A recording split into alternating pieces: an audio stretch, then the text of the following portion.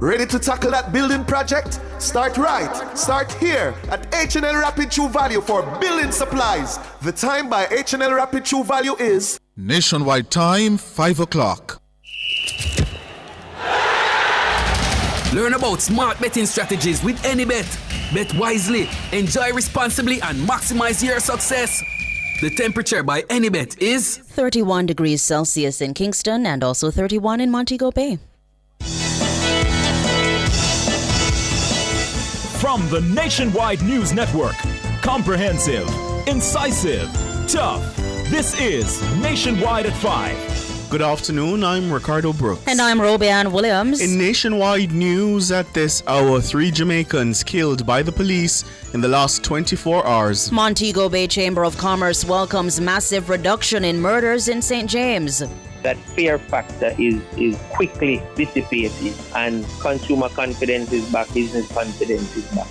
The appeal court has rejected a bail appeal from murder-accused Julian Silvera. 2 public sector workers charged for fraud in the theft of over $1 million. Jamaica's parish court system is almost backlog-free. The records show that the backlog in our parish court has literally disappeared. Today, we have less than 2% backlog. In news from the rest of the world, emergency payments to be made to families of nightclub victims in Dom Rep. South Korean opposition wins presidency after months of political chaos. In headline sports, England beat the West Indies by 7 wickets via the Duckworth-Lewis method in 3rd ODI. And later in our broadcast, in the cover story at 5:35, 1 murder recorded in St. James for the entire month of May. The commanding officer for the division, SSP Aaron Samuels, will join us to discuss the police's success in the parish. In public opinion at 6:26, we ask, what's your reaction to 1 murder being recorded in St. James for the month of May? Give us your comments by logging on to our Facebook page, Nationwide News Network, and by tweeting us at Nationwide Radio and message us on WhatsApp at 876-285-5693. You can also leave your comments on Instagram at Nationwide 90FM. At 6:30, you'll hear a delayed broadcast of the sectoral debate presentation of the Works Minister, Robert Morgan. It's being brought to you by the Ministry of Economic Growth and Job Creation. From 7 to 8, it's Nature's Remedies with Dr. Denise Daly. Tonight, we'll be looking at the calabash. At 8, it's Prescription for Life with Dr. Andre MacDonald. And at 9 p.m., it's Affairs of the Heart with Rodney Campbell. Tonight's topic, rebound. Love after a breakup. Is it genuine or just a substitute? All these and more as we take you home on air on your mobile. Nationwide 90 FM, Nationwide Radio, JM.com, and on the Nationwide app. It's available on the Google Play and the App Store. This Tuesday afternoon, it's Tuesday, June 3, 2025.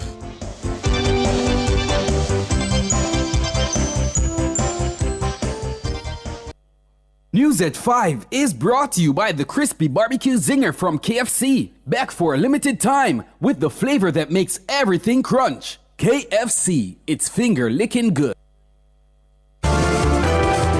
If it's news, it's got to be Nationwide 90 FM. And now to the details. 3 men have been fatally shot by the police within the last 24 hours during separate operations across St. Andrews, St. Catherine and St. Mary. All 3 incidents involved alleged armed confrontations and resulted in the seizure of illegal firearms. The shootings occurred over a 24-hour period where no murders were recorded in the country. Robian Williams has the details. The most recent incident occurred on Tuesday around 5 a.m. in the Habitat Housing Scheme near Trafalgar Road, Kingston 11. During an operation, 18-year-old Amaria Coleman, otherwise called Dijon, was fatally shot by police.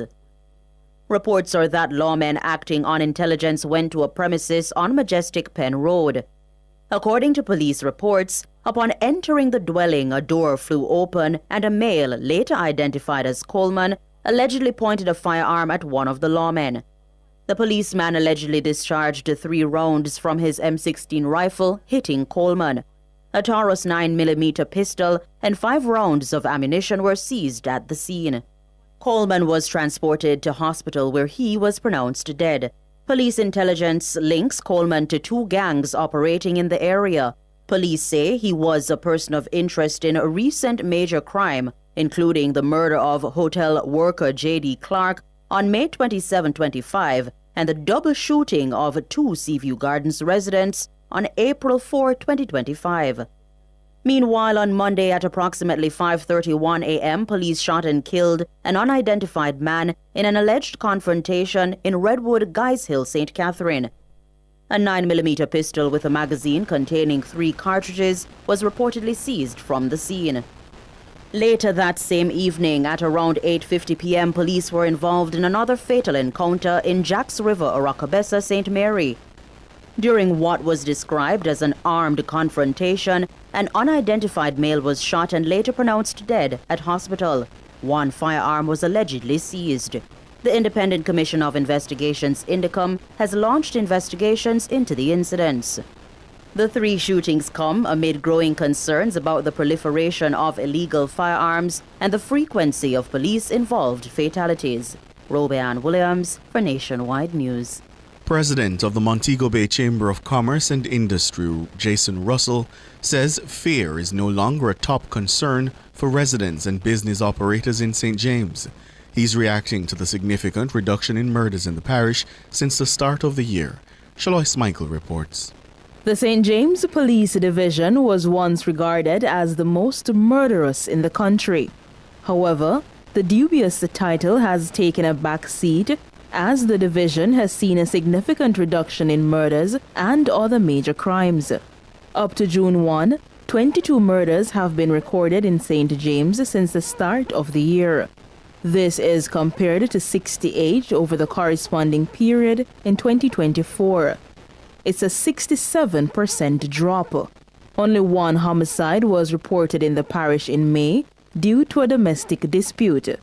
President of the Montego Bay Chamber of Commerce and Industry, Jason Russell, says the reduction in murders and crime in general in the parish is a major achievement that's more than welcome. Last year, this time, a number of people would have been killed. And this year, with the work from the police and, the crime fighting effort, we'll see the number of people alive, being productive. We're feeling the energy on the road. We are, people are coming out more. Overall, attitude is a lot more relaxed, at ease. We don't feel the tension. When you're having almost a murder every single day, you're almost looking for that bad news by the end of the day. Did anybody die today? You're hearing about killing. No, it's not top of mind anymore. People are now moving, having different topics. People looking to travel and people are downtown walking up and down trying to buy stuff. You're feeling that commerce come back. You don't feel the fear as the number one topic of discussion. Mr. Russell, who's also the owner and operator of Pier 1 in Montego Bay, notes that business confidence in the Western Parish is now on the rise. You're feeling the commerce itself taking place. People aren't hiding. Businesses are feeling the effects of having more people engage them. At Pier 1, we're feeling, the night, you're seeing a lot more people come out at night. People that maybe would be afraid to leave their house after dark, they're now coming out with their families. That fear factor is quickly dissipating, and consumer confidence is back, business confidence is back. He credits the police strategy employed in the parish for the results now being observed.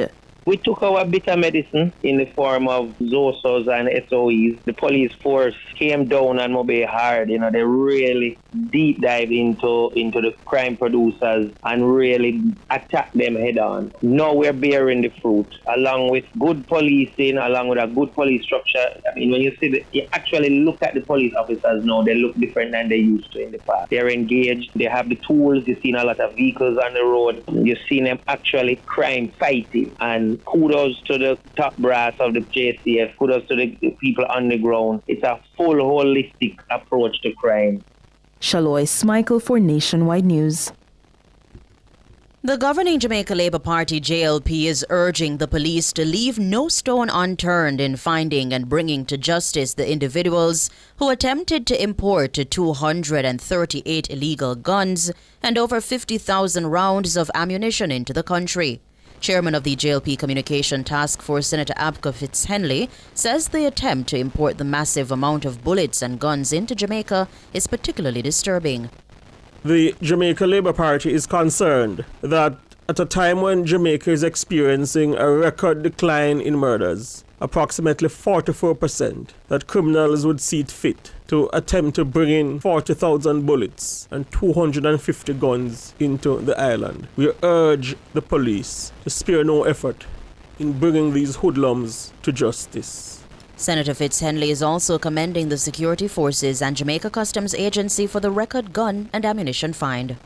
We appreciate that this is tantamount to approximately 40,000 lives saved. The issue of saving Jamaican lives is high on the priority of the administration of Prime Minister Dr. Holness, and therefore it's only natural that we commend the security forces and Jamaica Customs on this development. We note as well that the development has come on the heels of a commitment given by Dr. Holness for his administration to intensify from a strategic policy initiative efforts to prevent illegal guns from coming into Jamaica and indeed finding illegal weapons on the nation's streets. Abka Fitzhenley, Chairman, JLP Communication Task Force. The Court of Appeal has upheld a Supreme Court ruling denying bail to former West St. Mary MP Julian Silvera. The ruling was handed down during a video conference hearing on Tuesday. Silvera was first denied bail in May last year. The politician is facing charges in connection with the murder of his wife, Melissa. He's also been charged with using a firearm to commit a felony. Melissa was initially believed to have died in her sleep from natural causes at the couple's home in Stony Hill, St. Andrew on November 10, 2023. But a subsequent autopsy revealed that she had died of gunshot wounds. Silvera was arrested and formally charged with her murder in January 2024. He has been in custody since. His trial is scheduled to begin on January 13 next year. Silvera is being represented by King's Counsel Peter Champagny. 2 public sector workers have been charged in relation to a fraud scheme that resulted in the theft of over $1 million. They've been identified as Dorrit Mullings, an administrative assistant at the Institute of Jamaica, and Orion Satchel, a life certificate officer employed at the Accountant General's Department. Mahiri Stewart has that story. Mullings has been charged with possession of criminal property, receiving stolen property, and conspiracy to defraud. Satchel faces charges of conspiracy to defraud and misconduct in a public office. A joint investigation between the Financial Investigations Division, FID, and the Jamaica Constabulary Force's Financial Unit revealed that between March 2017 and May 2018, Satchel requested and manipulated life certificates for various pensioners. The banking information of the pensioners was fraudulently changed to reflect an account held by Mullings at a local credit union. This allowed 17 pension payments totaling $1,022,238.95 to be funneled into her account. These funds were withdrawn shortly after each deposit. The accused were arrested on April and May 2025 and formally charged following question and answer sessions with investigators. The Revenue Protection Department in the Ministry of Finance identified anomalies pursuant to the Proceeds of Crime Act and shared the relevant findings with the FID. Commissioner of the department, Cranston Morgan, says the case highlights the need for more cross-agency collaboration to detect similar crimes. At the RPD, one of our primary roles is to investigate, detect, and deter fraud and corruption involving government revenue. We take a multifaceted approach to protecting revenue through direct investigations, supporting other agencies, and strengthening systems to prevent abuse. This case is another demonstration of the critical importance of cross-agency collaboration in detecting and addressing fraud. It reinforces our commitment to protecting public funds and ensuring that individuals who attempt to defraud the state are held accountable. We were pleased to assist our law enforcement partners by providing timely intelligence that was key in uncovering the irregularity. Mullings and Satchel appeared before the Kingston and St. Andrew Parish Court on May 29. The court ordered that the case disclosure must be completed by July 1. The Finance Ministry says the case highlights an abuse of trust where public officers are being accused of manipulating official records and exploiting pensioners to siphon funds for personal gain. It says such actions represent a serious breach of ethical and legal standards. Mahiri Stewart for Nationwide News. You're listening to the news on Nationwide at 5. We'll have more after these.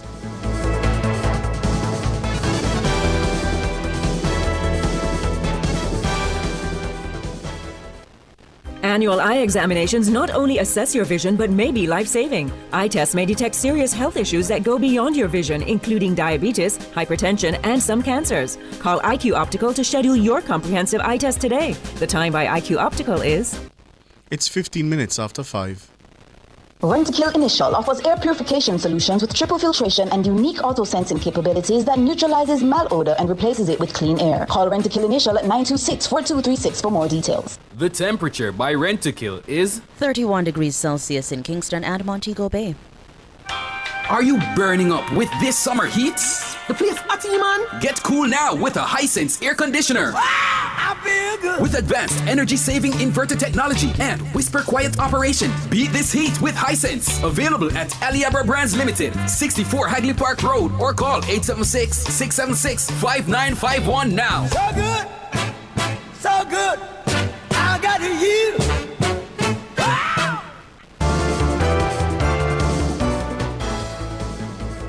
Continuing the news. Jamaica's parish court system is almost backlog-free. Justice Minister Delroy Chuck announced the achievement as part of his presentation in the sectoral debate in Parliament on Tuesday. The records, Madam Speaker, show that the backlog in our parish courts has literally disappeared. Today, we have less than 2% backlog. International standards state that once you're below the threshold of 5%, you're considered backlog-free. Madam Speaker, this is a historic achievement. As we continue to advance justice, we can now say that more than 70% of the parish court cases are now completed within 12 months. Today, the justice system is undeniably more efficient and responsive. That is the critical part of the journey towards a more just and safer Jamaica. The minister says another area of improvement is the matter of judgment debts. He says over the last year, the government has paid out over $7 billion to successful litigants owed by the state. According to Minister Chuck, the government is now in a position to request claims for payment within the same fiscal year. He added that the government has invested heavily in the physical infrastructure of the courts as well as the number of judges.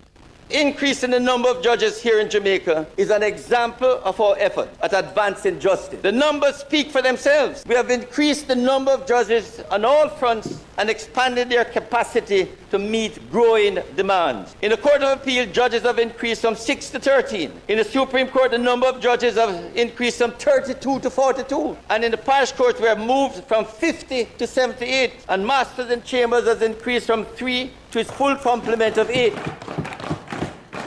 This growth also extends to the Office of the Director of Public Prosecutions, where the number of prosecutors has significantly increased, and I will deal with that later. Delroy Chuck, the Justice Minister. The Medical Council of Jamaica has suspended Dr. Roger Hunter from practicing medicine in the country. The notice was published in one of the country's daily newspapers on Tuesday. It says the suspension is with immediate effect. According to the notice, Dr. Hunter was suspended under Section 11D of the Medical Act of Jamaica. That section references someone being guilty of dishonesty, negligence, or incompetence in the performance of his functions as a medical practitioner or of conduct that is disgraceful in a professional respect. Dr. Hunter is in an ongoing legal dispute with consultant neurosurgeon and medical chief of staff at the University of the Hospital West Indies, Dr. Carl Bruce. This is over assault allegations dating back to January 2007. More recently, Dr. Hunter was rebuked by the UHWI and Dr. Bruce for what they deemed defamatory comments, linking him to the company Medical Technologies Limited, among other damaging allegations.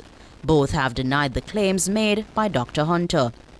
The opposition PNP and its spokesman on health, Dr. Alfred Dawes, have claimed malfeasance in the procurement of a neurosurgical drill for the Bustamante Hospital for Children at a cost of $31 million. The drill was procured through Medical Technologies Limited. The company and the government have denied wrongdoing, with the former taking Dawes to court over his comments. World in a Minute is brought to you by ABC Electrical Sales. We make things as easy as ABC. And Charles O'Connor Consulting Network, COCN, driven by international accounting standards, modern technology, and integrity. The World in a Minute. Family members of those killed when a nightclub collapsed in the Dominican Republic will receive emergency payments of $500 per month for the next 6 months. The roof of the Jet Set Club came crashing down on more than 200 people attending the club in the early hours of April 8 this year. It's referred to as the Caribbean nation's worst disaster in decades. Director of the social program Gloria Rise says a monthly payment of 30,000 pesos will be made to qualifying relatives starting next week. Rise says 205 families had already requested financial support. An investigation into the tragedy is ongoing, and relatives have filed more than 50 lawsuits against the nightclub owners. The Dominican Republic has no law requiring privately owned buildings to undergo safety inspections. However, after the disaster, President Luis Abinadel said the government was drafting a bill to make inspections mandatory. South Korea's opposition leader has won the presidency following months of political chaos in the country. A decisive victory was handed to opposition candidate Lee Jae-myung 6 months after his predecessor's martial law bid failed. The brief yet disastrous move set off huge protests and ended the former president's career. Impeached and removed from office, the former president still faces criminal charges for abusing his power. But the political chaos that followed means victorious Lee's biggest challenge is still ahead of him. He must unite a polarized country that is still reeling from it all. He also faces challenges abroad, including negotiations of a trade deal with U.S. President Donald Trump to soften the blow of tariffs from South Korea's closest ally. World in a Minute was brought to you by ABC Electrical Sales. We make things as easy as ABC. And Charles O'Connor Consulting Network, COCN, driven by international accounting standards, modern technology, and integrity.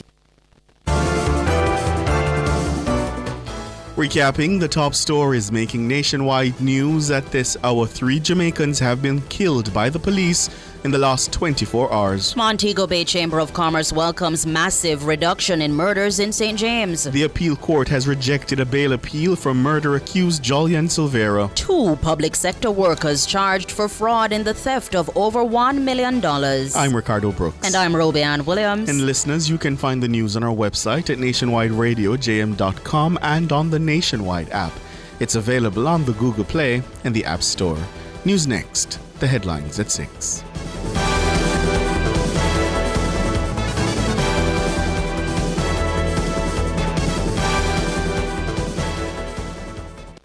News at 5 was brought to you by the Crispy Barbecue Zinger from KFC. Back for a limited time with the flavor that makes everything crunch. KFC, it's finger licking good. This is an important announcement from the National Water Commission.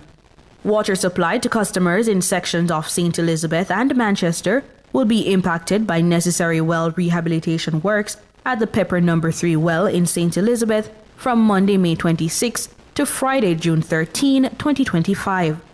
As a result of this work, operations at Pepper No. 3 will be suspended while operations at the Gutters pumping station will be reduced to 55% of capacity.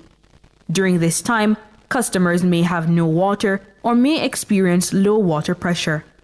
The affected areas include Martin Hill, Prospect, Downs, Mandeville Town, Spurtree Heights, Knockpatrick, Newport, Lincoln, Gutters, Spurtree, sections of New Forest, Nain, Sea Air, Greenvale, Hatfield, Dunrobin, Balvenie, Kingsland, DeCartwright Road, Cotton Tree, Georges Valley, Hillside, Richmond, Old England, Greyground, Newport, Ward Avenue, Heartease, Woodlawn Housing Scheme, Caledonia Road, Caledonia Meadows, Albion, Mayday, Brumalia, Marshall's Pen, Waltham, Perth, Cedar Gardens, Miketown, Huntley, and surrounding areas.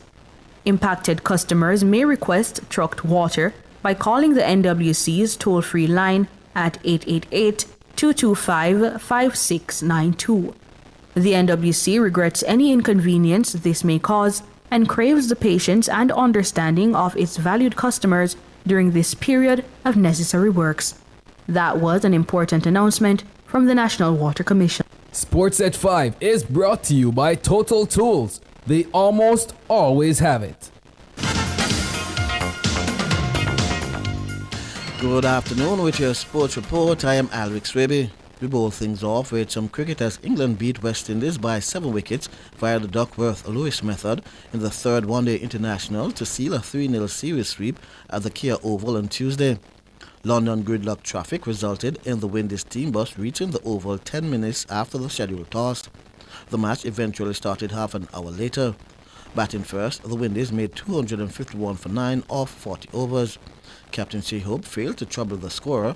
Shafeen Rutherford made 70, Budakes Moti 63 and Alzara Joseph 41. Adil Rashid took 3 for 40. Set a revised total of 246 or 40 overs after rain. England reached the target inside 30 overs. Jamie Smith made 64, Ben Duckett 58 and Joe Root 44. Final scores: West Indies 251 for 9, England 246 for 6. Windies have not beaten England in an ODI away from home since 2007. But in the second time, West Indies A reached 251 for 6 against South Africa A at Stumps on day 3 of their 4-day match, still needing a further 109 runs for the Tories to bat again at the Darren Sammy Stadium. Kevlin Anderson made 52, Alec Athanase 49 and Kevin Hodge 38.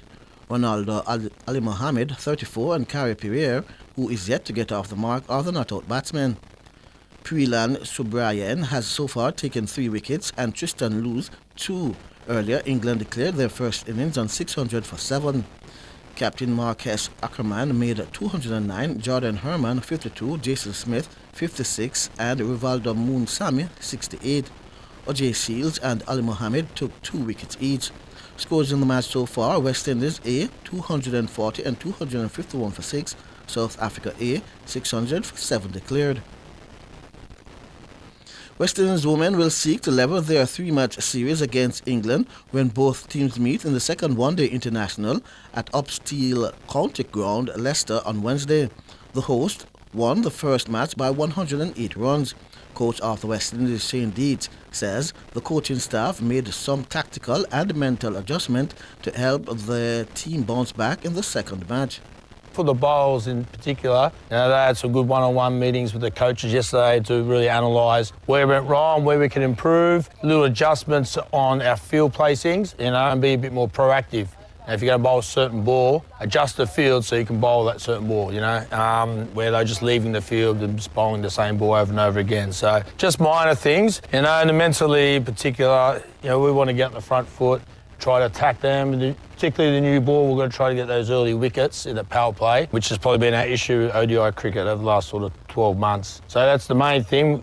With the bat deep and chase the runs, there's big partnerships. We had one good one at the start, but in the middle we've sort of lost our way a bit. So there's sort of the things we've been talking about and trying to work on.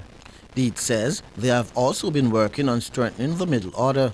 That's sort of a long-term thing we've been working on with players, and that's something that's sort of ongoing. It looks like you can just change a few things overnight, and if you're watching cricket, you can think, she needs to change this or she needs to change that. But these things take time, and that's what we're working on. So we're always trying to make the players better. But it's probably more mentally. ODI cricket now, women's cricket, you've got to be looking to score 300, so a strike rate of 100. So you need to have your boundary options and know exactly where your fours are, and you get those fours, and then the dot balls don't build on you so much. And once you start hitting some fours and accelerating the scoring rate, then more singles sort of come up. Shane Deeds. And finally in football, Rhea Never Jamaica Premier League champions Cavalier have been drawn in Group B for the CONCACAF Caribbean Cup. The Regional Cup tournament will be played between August and December 2025, with the winner qualifying for next year's CONCACAF Champions Cup. Cavalier will be joined by Ciboa FC of Dominican Republic, Defence Force from Trinidad and Tobago, Juventus from Haiti, and the CFU Club Shield runner-up. Meanwhile, Rhea Never Jamaica Premier League beaten finalist Mount Pleasant Academy was drawn in Group A. They'll be joined by SV Robin Hood of Suriname, O&M from Dominican Republic, Central FC of Trinidad and Tobago, and CFU Club Shield champions. I'm Alric Swiebe, and that's your sports.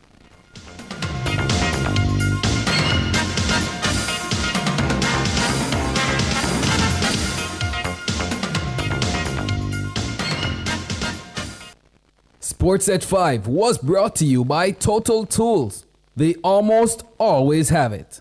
KFC is back with the crispy barbecue zinger. So delicious, this one is a winner. Spicy with bacon, onions, cheddar, the smoky barbecue sauce. The crispy barbecue zinger from KFC is back. A delicious spicy zinger with bacon, cheddar cheese, crispy onions, and smoky barbecue sauce. Available for a limited time. The craving that makes everything crunch. KFC's crispy barbecue zinger. It's finger-licking good. The crispy barbecue zinger from KFC with the smoky barbecue sauce.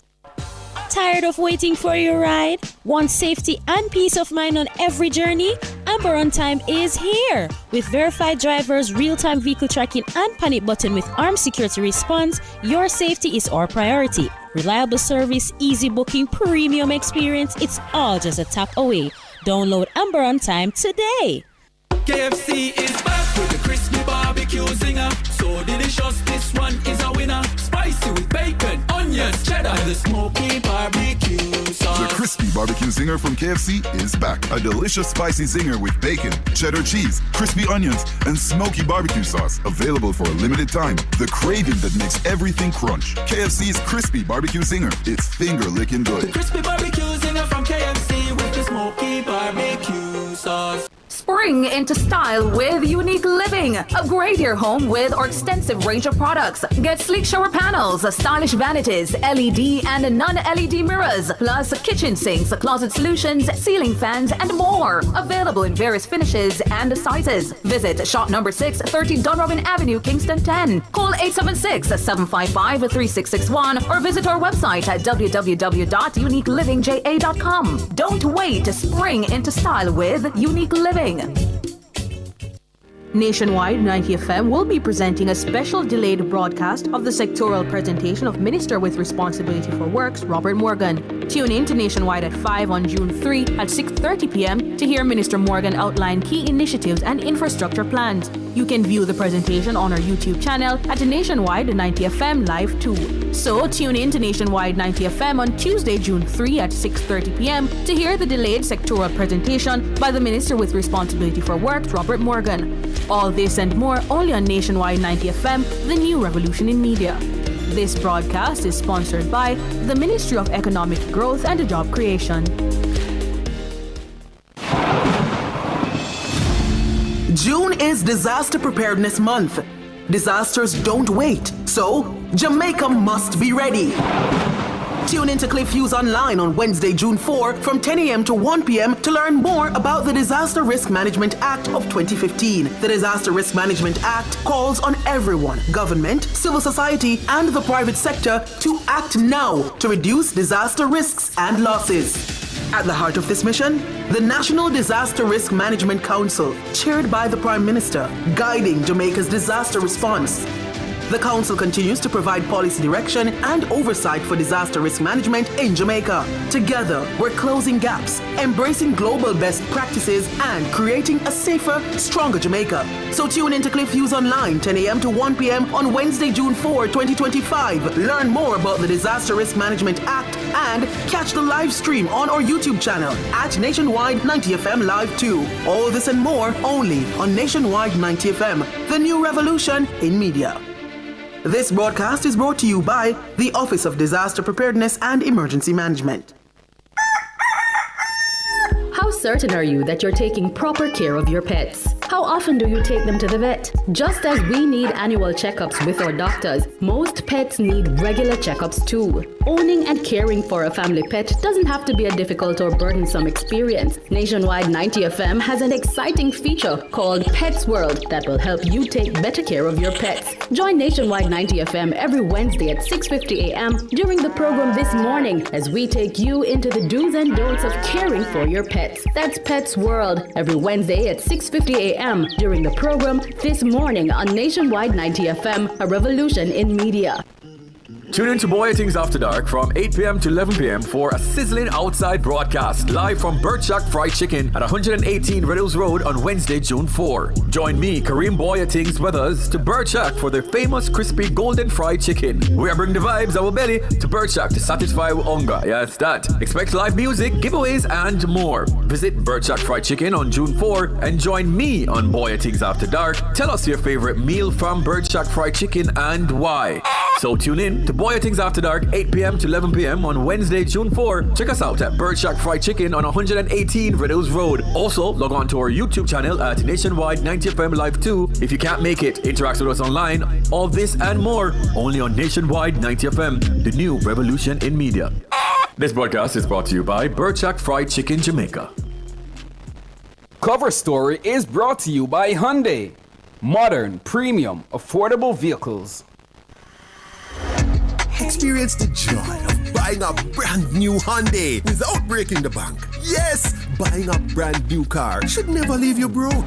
From stylish designs and safety features to comfortable driving and reliability, Hyundai is the choice.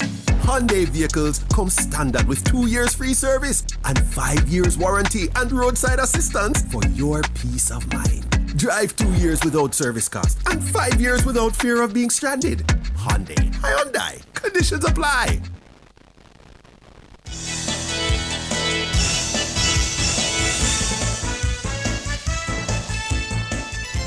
Good afternoon to you. Thank you so much for joining us. And if you've been with us, staying with us here on Nationwide at 5, it's time for the cover story.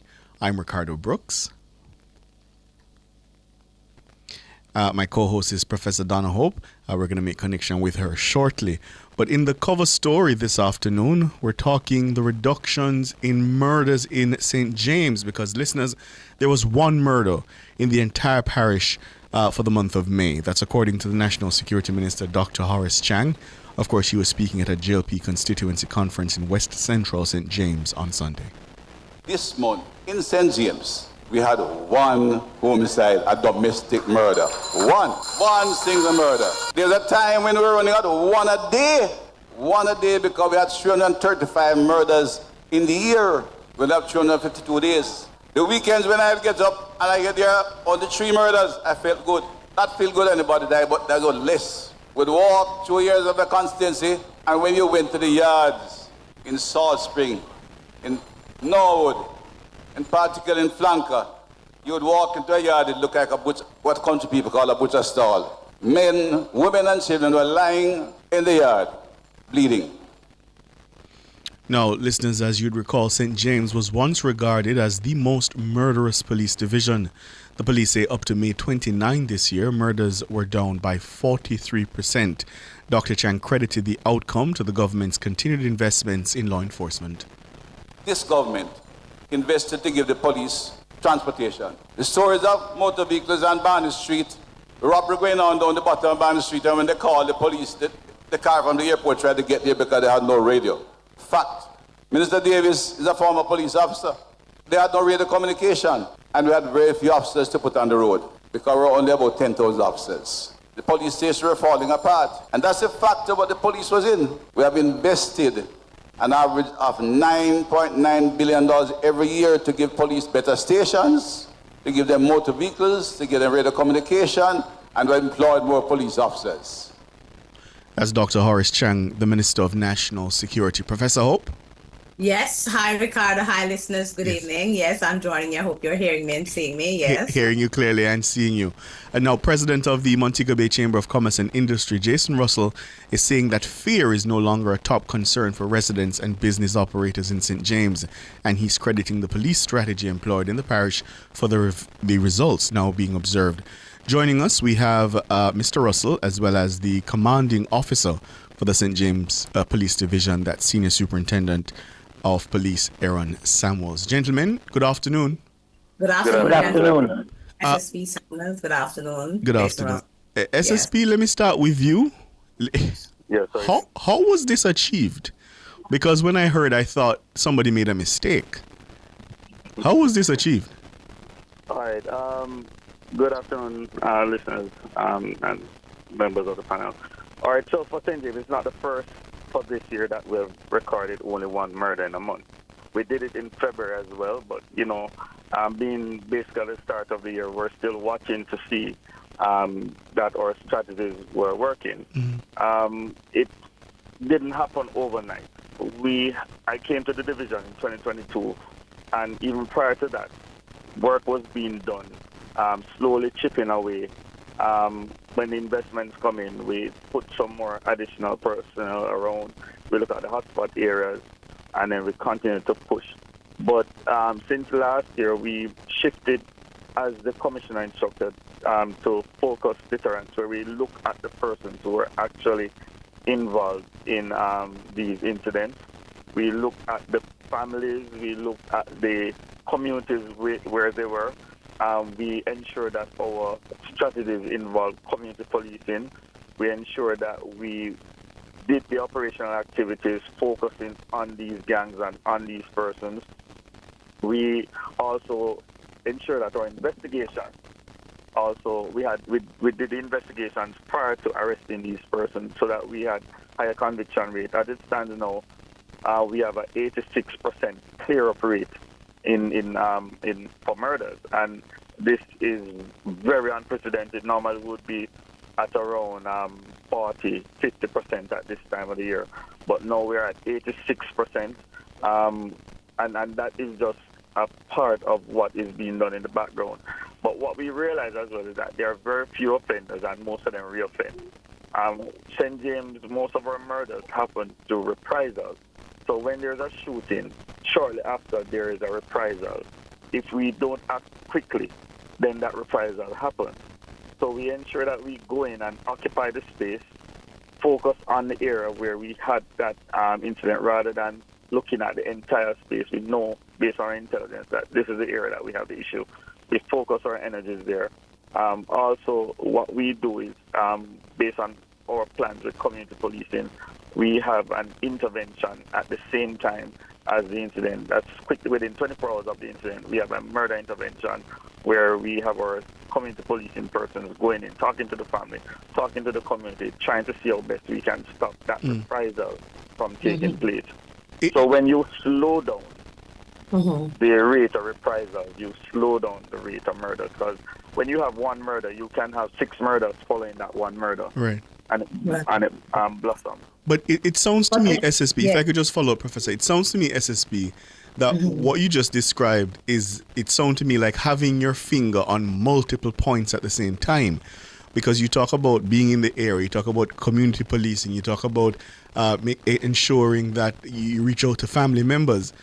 The resources required to do all of that in coordination at once, doesn't that put a strain on your men and women? No. Let me explain why. The police in St. James, they are more than equipped. We are battle ready. So I have a good team, I have a good management team working with. So we have what we call, we have a meeting every morning that we look at the last 24 hours and look at the next 24 hours. So we look at what transpired and what we plan to do. So we are able to sit every morning and identify the gaps and fill those gaps. And the team, they're highly trained. We have been training our members for the past, since 2022, getting them ready, level 2 train, as much training, getting them prepared for this. So everything is just coming together now with the focus deterrence strategy by the commissioner. We have been getting additional resources.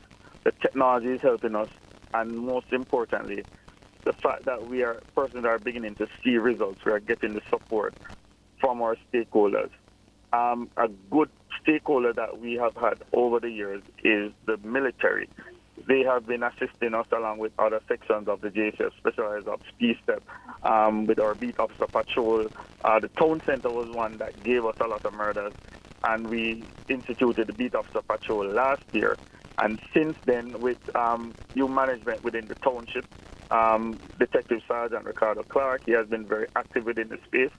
We have managed to slow down the incidents occurring within the town center. And it is everybody who works within St. James knows that we are working together as a team to achieve one objective. We started off with under 100, and we did not hide our target. we ensure that everybody, police officers, civilians, knew that we are aiming for under 100 murders in St. James. But if you want less than 100 murders, you have to aim for way less than that. So we put our plan in place and we buckled down. And as a team, every single day we look at where we are and ensure that we try to get a 0 day. SSP Samuels, before we move on, I'd just like to extend, of course, my own kudos and, gratitude to the members of your team. I mean, some of them personally, and they're working very hard on the ground. But even while you say that they are equipped with the resources, we know that it can be sometimes difficult because there are also men and women who have other things going on in their lives. So I'd like to bring in, bring in our other panelists to speak about what the Chamber of Commerce, Jason Russell, is the Chamber of Commerce involved with the work that is going on in terms of assisting the police, the Jamaica Constabulary Force? And if so, how do you do that? If you could just take that, Mr. Russell, after the break. We're up on a break.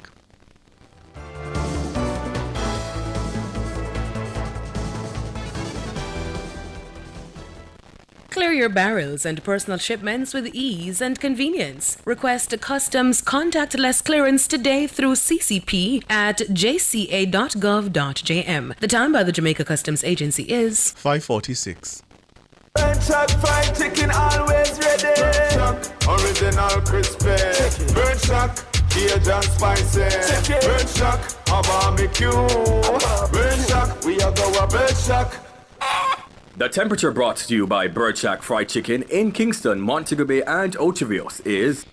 It's 31 degrees Celsius in Kingston, 31 out west in Montego Bay. Since 1995, we've been your go-to source for everything related to billiards, amusement machines, and electronics. With locations at 1A Lindsay Terrace, Kingston 10, and the Village Plaza, Big Bridge, Savannah Lamar, we offer top-quality pool table parts and accessories, cutting-edge gaming machines, and more. We also specialize in assembly, sales, and service of amusement machines. We provide unmatched customer service, expert solutions, and products tailored to your needs. Who are we? We are Eclipse Enterprise. Telephone 876-960-3891. Experience the joy of buying a brand new Hyundai without breaking the bank. Yes, buying a brand new car should never leave you broke. From stylish designs and safety features to comfortable driving and reliability, Hyundai is the choice. Hyundai vehicles come standard with 2 years free service and 5 years warranty and roadside assistance for your peace of mind. Drive 2 years without service cost and 5 years without fear of being stranded. Hyundai. Conditions apply.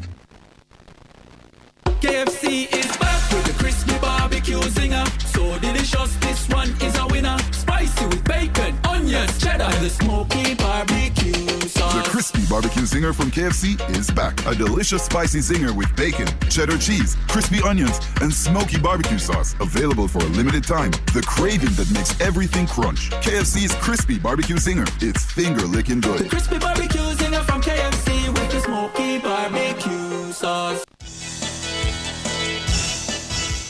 Thank you so much for staying with us here on Nationwide at 5. I'm Ricardo Brooks.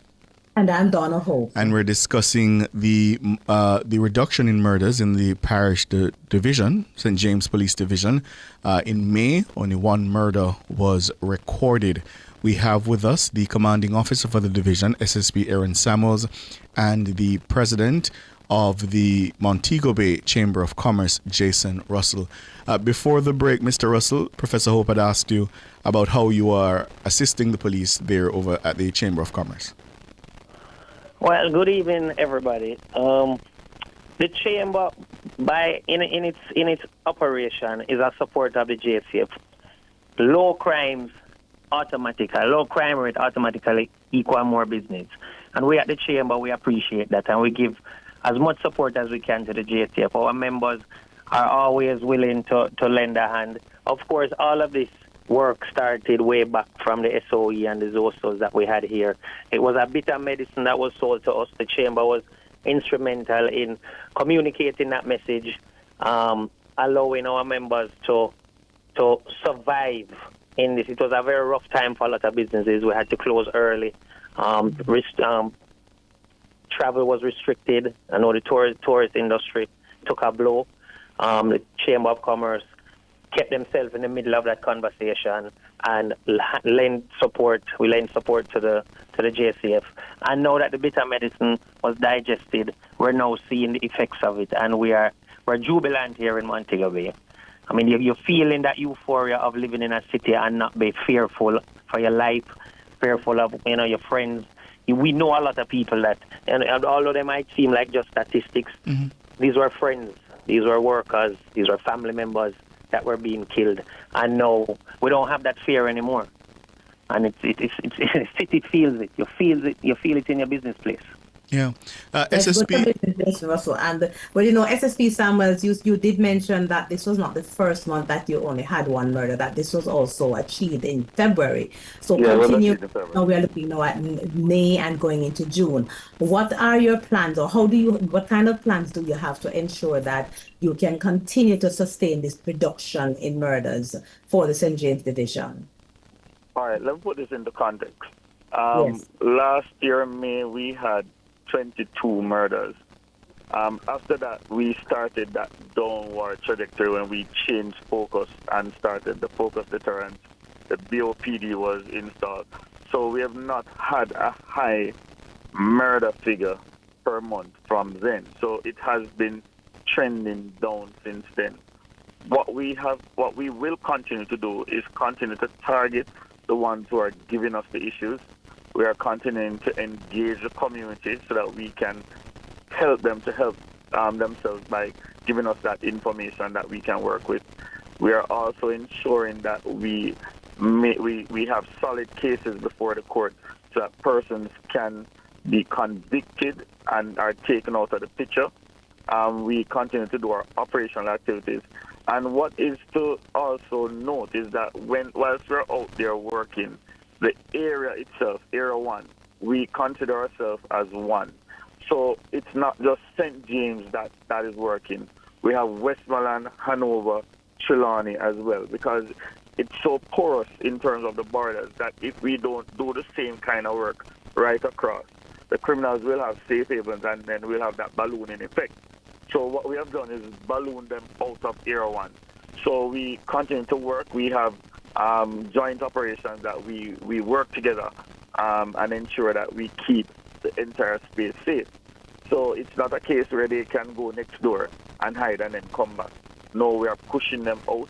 We're ensuring that they are locked away behind bars, and we continue to focus on working with the communities, working with the other divisions, our neighbors, and the other stakeholders. The military, as I said, is a great partner in working with us. We have the zones of special operations that were hotbed in terms of crime within the parish. They have been seeing low and no murders from last year. If you remember, there was a celebration with no murders in Norwood. There was one incident in Mount Salem last year, and since the start of the year, we have not seen any incidents in these zones. The strategies that we have been putting in place over the years have been bringing it down from a high of 360-something murders to now we are looking at 22 murders in the start of the year. Mm-hmm. We are now comparing to 70 murders last year this time, 48 less murders, 68.7% reduction in murders.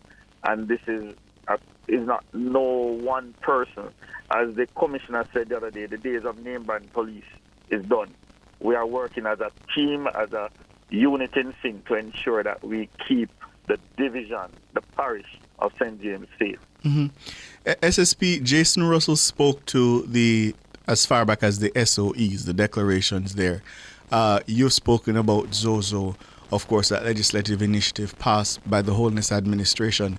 The declaration of the SOE has proven controversial, though in fact the Supreme Court has now ruled that those declarations were unlawful, unconstitutional.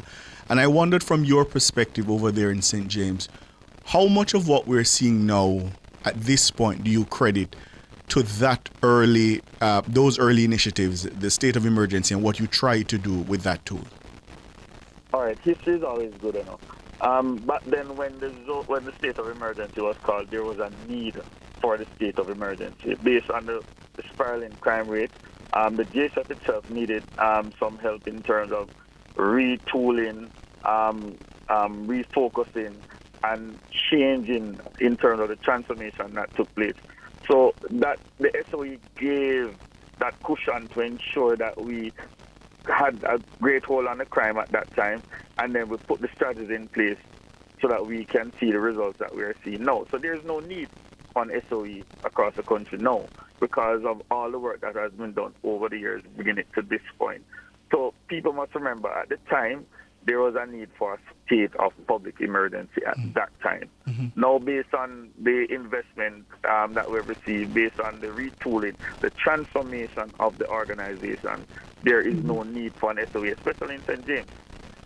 Based on, we have seen it over the years, less and less the need for it. What we have tantamount to do now is to help the communities to police themselves. We are seeing where if the commerce has opened up, Flanker, for one, we have started allowing events to be held in Flanker. They are working with us. There are strict rules in place, but they are allowed to have their events, and they're seeing where they're earning. And the reports that we're getting, we gave them one rule. As long as a shot is not fired in Flanker, they will continue to have their event. And we have not had a shot fired in Flanker since we have had that agreement. Yeah. SSP Samuels, but one of the things I've listened to you speak about what is happening in St. James, and as you add Westmoreland, Hannibal, and some of these other parishes, you use the word community a lot. How important has it been to involve the community, that kind of social policing in the raft of strategies that your team has been using so far? How important has that been, or is it going forward? Well, I don't know. Fortunately or unfortunately, that's my background in terms of community policing, community development, based on my training. So it will form a part, bias-wise, form a part of what I do. And you have to police with the citizens' consent. So if you're working and you don't engage the citizens, you don't engage the business community, don't realize the impact that your policing can have on them, on the economy within the space, then you will be out of touch and you will not be able to give the kind of policing that is necessary.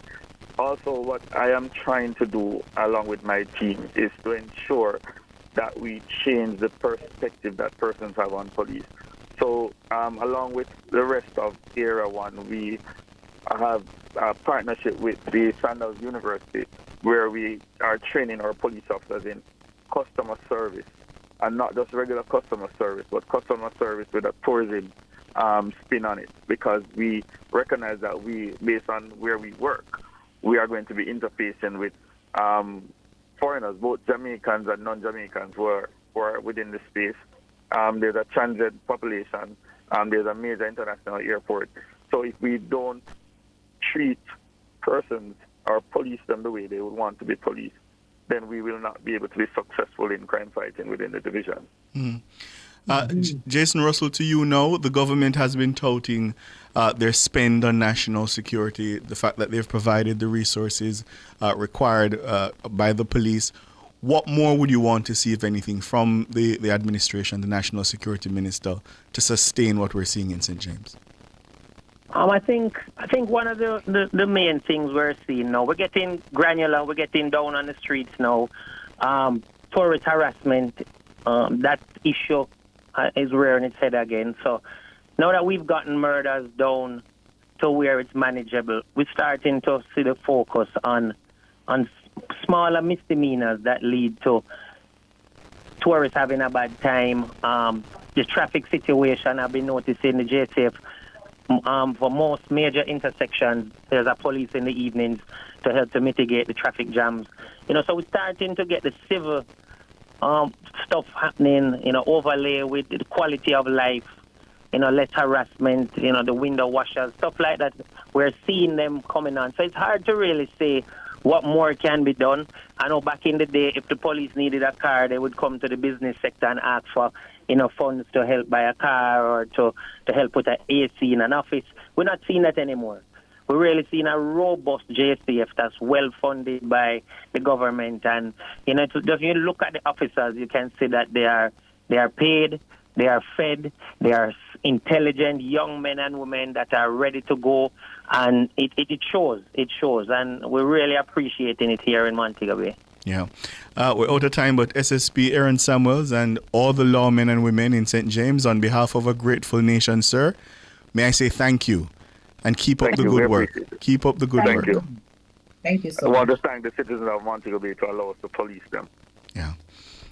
That's all the time we have for the cover story. SSP Aaron Samuels there, the commanding officer of the St. James Police Division. Jason Russell, president of the Montego Bay Chamber of Commerce. Gentlemen, thank you so much for your time. The headlines are next.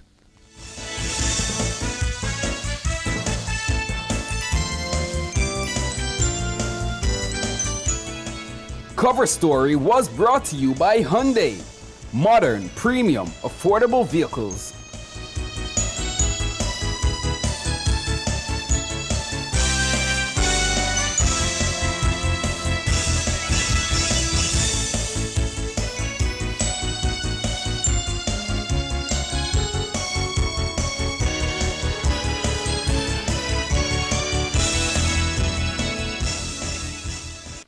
The time brought to you by Guardian Life. Live secure, live easy is 6 o'clock.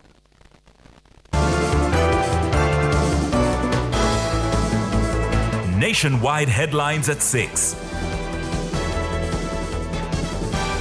Good evening. With the headlines at 6, I'm Norige Banton. President of the Montego Bay Chamber of Commerce and Industry, Jason Russell, says fear is no longer a top concern for residents and business operators in St. James. He's reacting to the significant reduction in murders in the parish since the start of the year. The St. James Police Division was once regarded as the most murderous in the country. Up to June 1, 22 murders have been recorded in St. James since the start of the year. This is compared to 68 over the corresponding period in 2024. It's a 67% drop. Only one homicide was reported in the parish in May due to a domestic dispute. President of the Montego Bay Chamber of Commerce, Jason Russell, says the reduction in murders and crime in general in the parish is a major achievement that's more than welcome. Last year, this time, a number of people would have been killed. And this year, with the work from the police and, the crime fighting effort, we'll see the number of people alive, being productive. We're feeling the energy on the road. We are, people are coming out more. Overall, the attitude is a lot more relaxed, at ease. We don't feel the tension. When you're having almost a murder every single day, you're almost looking for that bad news by the end of the day. Did anybody die today? You're hearing about killing. No, it's not top of mind anymore. People are now moving, having different topics. People looking to travel and people are downtown walking up and down trying to buy stuff. You're feeling that commerce come back. You don't feel the fear as the number one topic of discussion. Mr. Russell, who's also the owner and operator of Pier 1 in Montego Bay, notes that business confidence in the Western Parish is now on the rise. You're feeling the commerce itself taking place. People aren't hiding. Businesses are feeling the effects of having more people engage them. At Pier 1, we're feeling, the night, you're seeing a lot more people come out at night. People that maybe would be afraid to leave their house after dark, they're now coming out with their families. That fear factor is quickly dissipating, and consumer confidence is back, business confidence is back.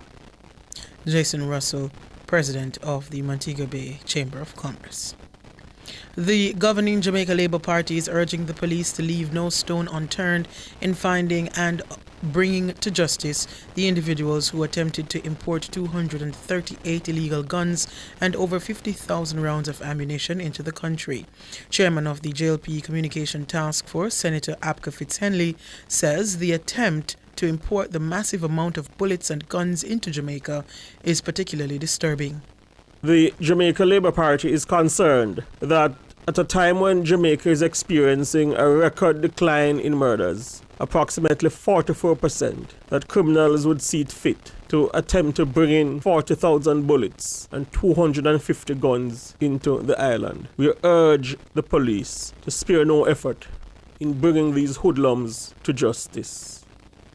Senator Fitzhenley is also commending the security forces and the Jamaica Customs Agency for the record gun and ammunition find. We appreciate that this is tantamount to approximately 40,000 lives saved. The issue of saving Jamaican lives is high on the priority of the administration of Prime Minister Dr. Holness, and therefore it's only natural that we commend the security forces and Jamaica Customs on this development. We note as well that the development has come on the heels of a commitment given by Dr. Holness for his administration to intensify from a strategic policy initiative efforts to prevent illegal guns from coming into Jamaica and indeed finding illegal weapons on the nation's streets. Abka Fitzhenley, chairman of the JLP Communication Task Force. The Court of Appeal has upheld a Supreme Court ruling denying bail to former West St. Mary MP Julian Silvera. The ruling was handed down during a video conference hearing on Tuesday. Silvera was first denied bail in May last year. The politician is facing charges in connection with the murder of his wife, Melissa. He's also been charged with using a firearm to commit a felony. Melissa was initially believed to have died in her sleep from natural causes at the couple's home in Stony Hill, St. Andrew on November 10, 2023. But a subsequent autopsy revealed that she had died of gunshot wounds. Silvera was arrested and formally charged in January 2024. He has been in custody since. His trial is scheduled to begin on January 13, 2026. Silvera is being represented by King's Counsel Peter Champagny. 2 public sector workers have been charged in relation to a fraud scheme that resulted in the theft of over $1 million. They've been identified as Dorrit Mullings, an administrative assistant at the Institute of Jamaica, and Orion Satchel, a life certificate officer employed at the Accountant General's Department. Mullings has been charged with possession of criminal property, receiving stolen property, and conspiracy to defraud. Satchel faces charges of conspiracy to defraud and misconduct in a public office. A joint investigation between the Financial Investigations Division (FID) and the Jamaica Constabulary Forces Financial Unit revealed that between March 2017 and May 2018, Satchel requested and manipulated life certificates for various pensioners. The banking information of the pensioners was fraudulently changed to reflect an account held by Mullings at a local credit union. This allowed 17 pension payments totaling $1,022,238.95 to be funneled into her account. These funds were withdrawn shortly after each deposit. The accused were arrested in April and May 2025 and formally charged following question and answer sessions with the investigators. The Revenue Protections Department in the Ministry of Finance identified anomalies pursuant to the Proceeds of Crime Act and shared the relevant findings with the FID. Those were the headlines at 6. I'm Nora Gay Banton. Sports is next.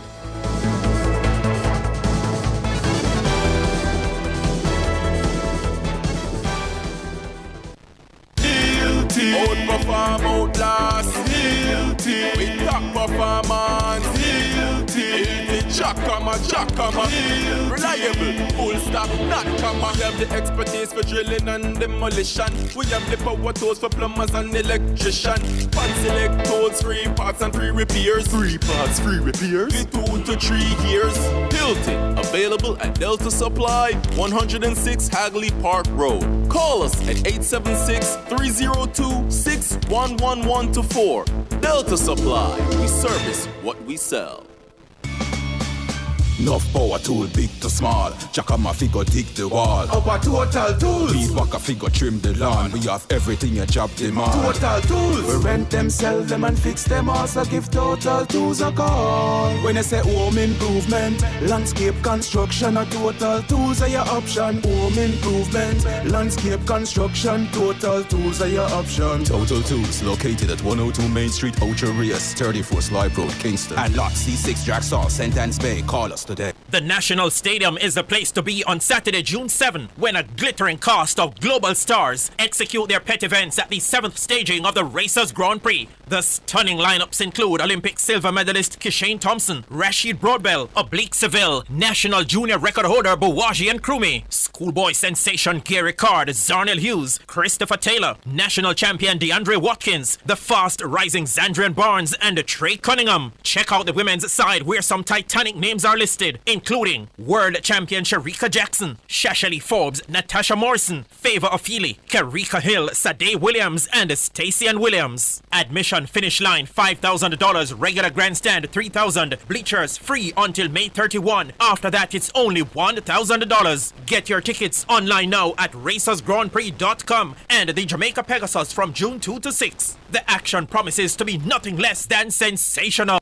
Nationwide 90 FM will be presenting a special delayed broadcast of the sectoral presentation of Minister with Responsibility for Works, Robert Morgan. Tune in to Nationwide at 5 on June 3 at 6:30 p.m. to hear Minister Morgan outline key initiatives and infrastructure plans. You can view the presentation on our YouTube channel at Nationwide 90 FM Live 2. So tune in to Nationwide 90 FM on Tuesday, June 3 at 6:30 p.m. to hear the delayed sectoral presentation by the Minister with Responsibility for Works, Robert Morgan. All this and more only on Nationwide 90 FM, the new revolution in media. This broadcast is sponsored by the Ministry of Economic Growth and Job Creation.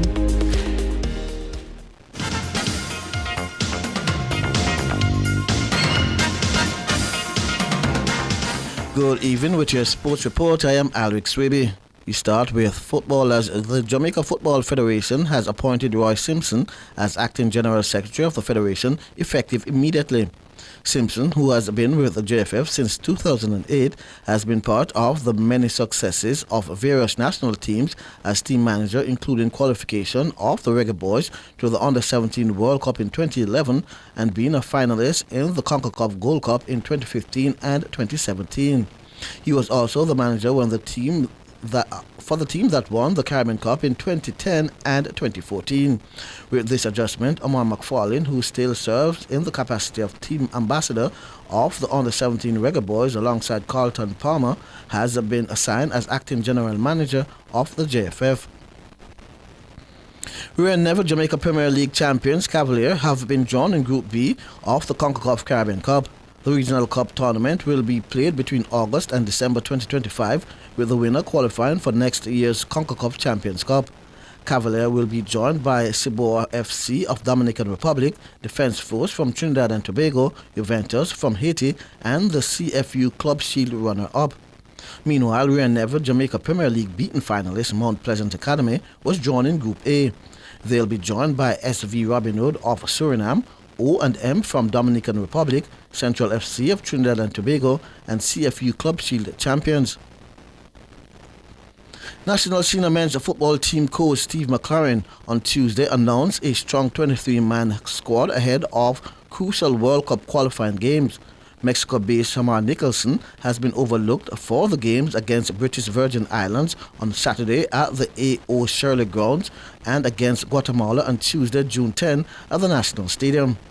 Against St. Vincent, he played the first game, and I think the majority of people watching were disappointed with the performance. And we spoke with Shamar and said that he has to play for his club. So since going back to Mexico, he didn't play.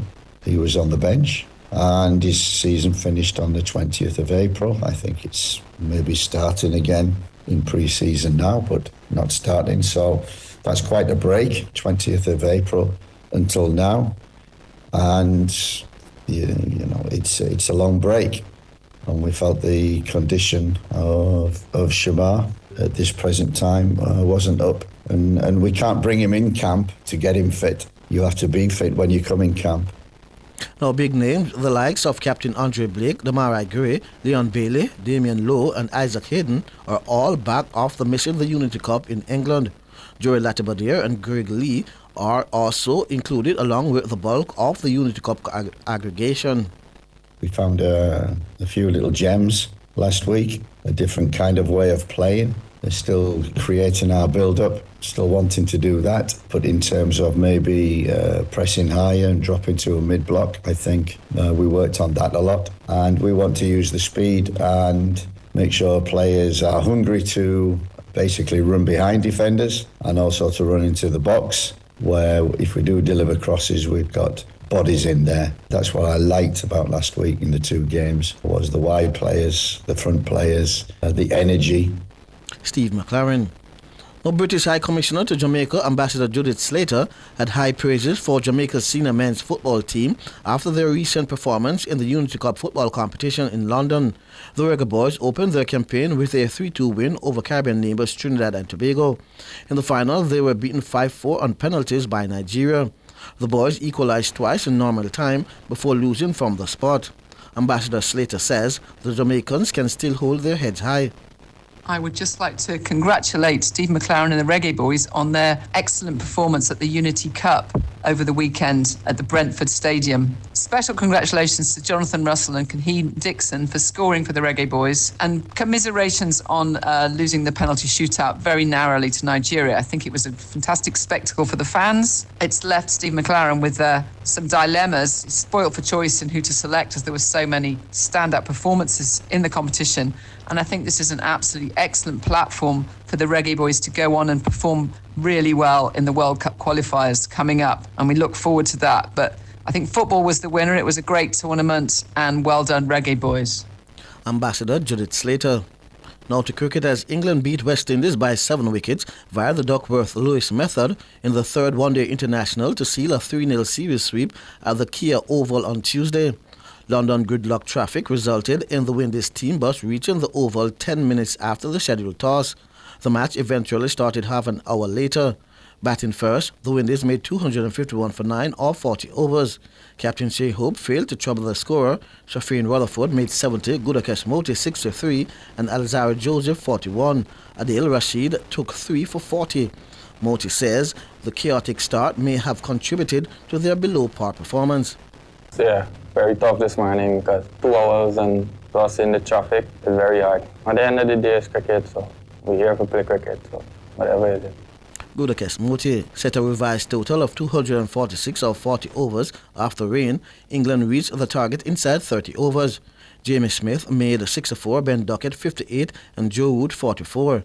Final scores: West Indies 251 for 9, England 246 for 6. Windies have not beaten England in an ODI away from home since 2007. But in the second time, West Indies A reached 251 for 6 against South Africa A at Stumps on day 3 of their 4-day match, still needing a further 109 runs for the tourists to bat again at the Darren Sammy Stadium. Kevlin Anderson made 52, Alec Athanez 49 and Kevam Hodge 38. Ronaldo Ali Mohammed 34 and Kiari Pierre, who is yet to get off the mark, are the not-out batsmen. Pinelan Sobrien has so far taken 3 wickets and Tristan Luz 2. Earlier, England declared their first innings on 600 for 7. Captain Marquez Ackerman made 209, Jordan Herman 52, Jason Smith 56 and Rivaldo Moonsami 68. O.J. Seals and Ali Mohammed took 2 wickets each. Scores in the match so far: West Indies A 240 and 251 for 6. South Africa A 600 for 7 declared. West Indies women will seek to level their 3-match series against England when both teams meet in the second one-day international at Upton Steel County Ground, Leicester, on Wednesday. The host won the first match by 108 runs. Coach of the West Indies, Shane Deeds, says the coaching staff made some tactical and mental adjustment to help the team bounce back in the second match. For the bowlers in particular, they had some good one-on-one meetings with the coaches yesterday to really analyse where we went wrong, where we could improve, little adjustments on our field placings, and be a bit more proactive. And if you're going to bowl a certain ball, adjust the field so you can bowl that certain ball, where they're just leaving the field and just bowling the same ball over and over again. So just minor things, and mentally in particular, we want to get on the front foot try to attack them, particularly the new ball. We're going to try to get those early wickets in the power play, which has probably been our issue ODI cricket over the last sort of 12 months. So that's the main thing. With the bat deep and chase the runs, there's big partnerships. We had one good one at the start, but in the middle we've sort of lost our way a bit. So there's sort of the things we've been talking about and trying to work on. Deeds says they have also been working on strengthening the middle order. That's sort of a long-term thing we've been working on with players, and that's something that's sort of ongoing. It looks like you can just change a few things overnight, and if you're watching cricket, you can think, she needs to change this or she needs to change that. But these things take time, and that's what we're working on. So we're always trying to make the players better, but it's probably more mentally. ODI cricket now, women's cricket, you've got to be looking to score 300, so a strike rate of 100. So you need to have your boundary options and know exactly where your fours are, and you get those fours, and then the dot balls don't build on you so much. And once you start hitting some fours and accelerating the scoring rate, then more singles sort of come up. Shane Deeds. Virat Kohli finally won the Indian Premier League as Royal Challengers Bangalore sealed their maiden title with a 6-run win over Punjab Kings. The 36-year-old Indian legend, the only player to represent the same franchise in every edition of the tournament, top scored for RCB hitting 43 in his side's 190 for 9 from 20 overs. Kings, who were also seeking a first IPL title, were unable to chase down their target, finishing on 184 for 7.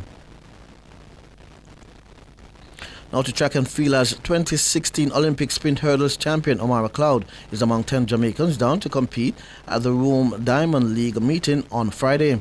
McLeod will run in the 110 meters hurdles, where he'll be joined by compatriot Orlando Bennett.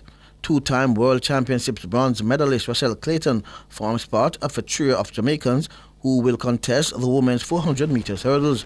The other two are Anjanette Knight and Cheyenne Salmon. Paris Olympic silver medalist Shanika Ricketts will be Jamaica's standard bearer in the women's triple jump. Romaine Beckford and Raymond Richards will line up in the men's high jump. Rajendra Campbell will contest the men's shot put, and the men's long jump will feature Kerry McLeod. And finally in tennis, defending French Open champion Carlos Alcaraz produced a dominant display to beat 12th seed Tommy Paul and reach the semifinals at Roland Garros. The second seed needed only 53 minutes to establish a 2-set lead, losing only one game in the process. American Paul offered plenty of resistance during a more competitive third set, but Alcaraz broke again for a 5-4 lead and quickly wrapped up a 6-love, 6-1, 6-4 victory. I'm Alric Swiby, and that's your sports.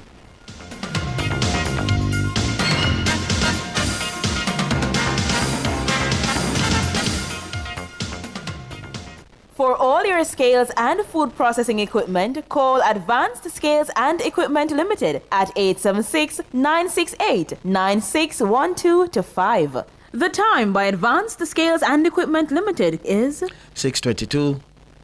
You're a VIP with CIBC Caribbean. Spend US $100 or local equivalent with your CIBC Visa credit card for your chance to win a crop over VIP experience in Barbados. An all-expense-paid trip for two, staying at the Courtyard by Marriott Hotel, cultural tours, and Aura experience with full glam makeup plus tickets to the hottest last lap events. Visit CIBC Caribbean /crop over 2025 for more info. Conditions apply.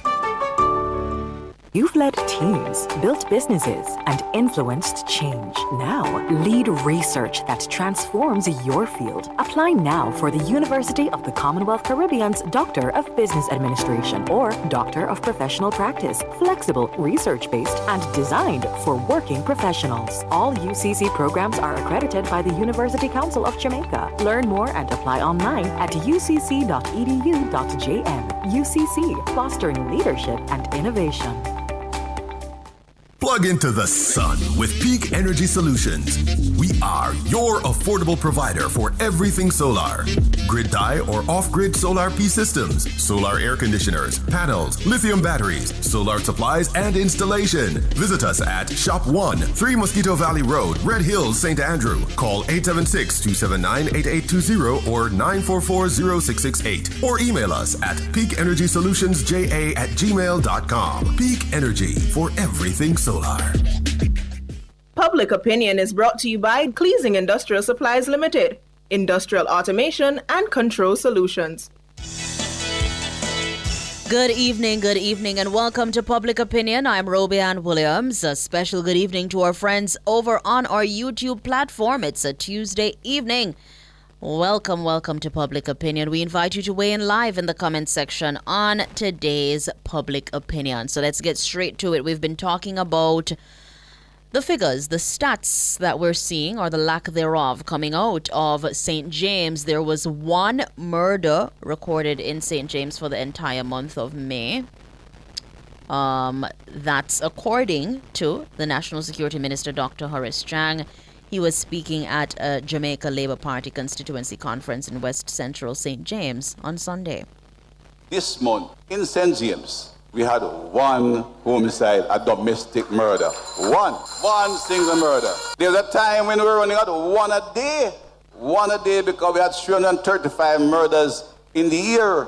We'll have 352 days. The weekends when I get up and I get there on the 3 murders, I felt good.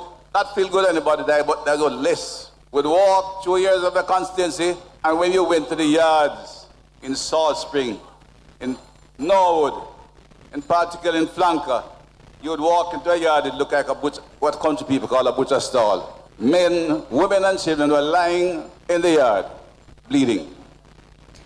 That's National Security Minister Dr. Horace Chang. He was speaking at a JLP constituency conference in West Central St. James on Sunday. So we're asking, what's your reaction to one murder being recorded in St. James for the month of May? I'll go straight to it on Facebook. Vivian Hanchard saying, that's very good news.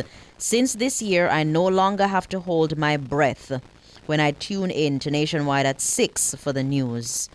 Yeah. Shanice Comfort says there are lots of well-paying jobs in Mobay. People were just scared to move there and take advantage of them. Now people are applying left, right, and center. Jason Stewart believes that it's excellent news, and he's amazed that of the headlines all over Jamaica. He's amazed that the headlines all over Jamaica aren't highlighting this. Max Wilson also saying excellent news. Jermaine Donovan is saying, is Andrew Holness' fault. Claudius Van Ricardo, very good going. This is what certain sectors of our community don't want to see. Fabian Smith is saying the government did really have a crime plan.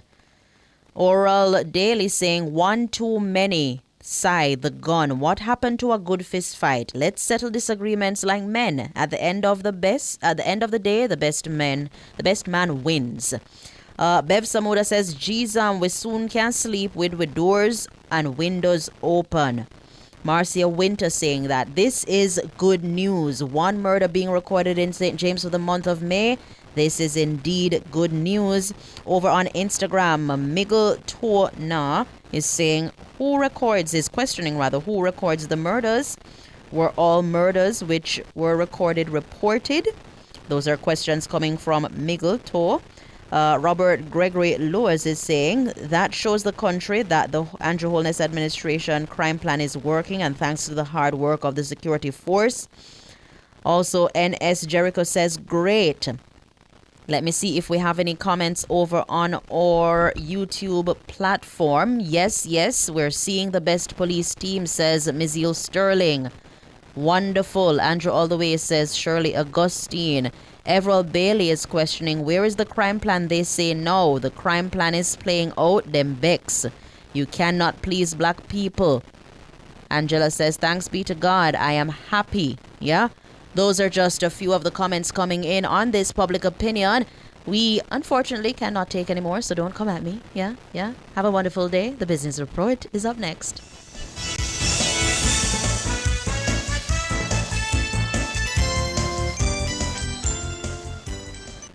Public Opinion was brought to you by Cleasing Industrial Supplies Limited, Industrial Automation and Control Solutions.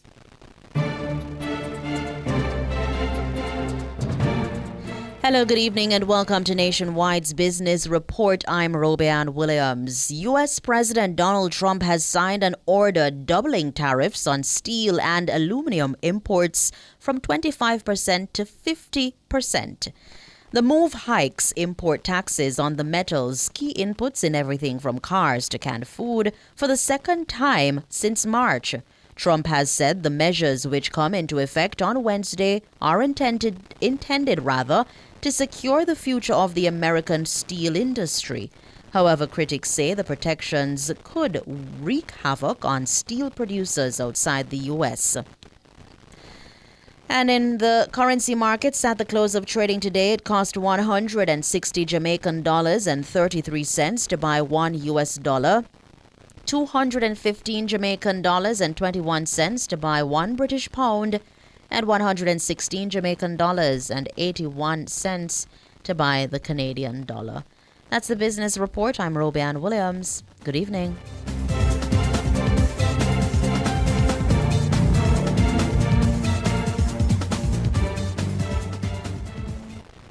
Drive the most exciting new vehicles in Jamaica. Schedule your 2024 Ford Ranger pickup or Ford Everest 7-seater SUV test drive now. Call or visit KIG today.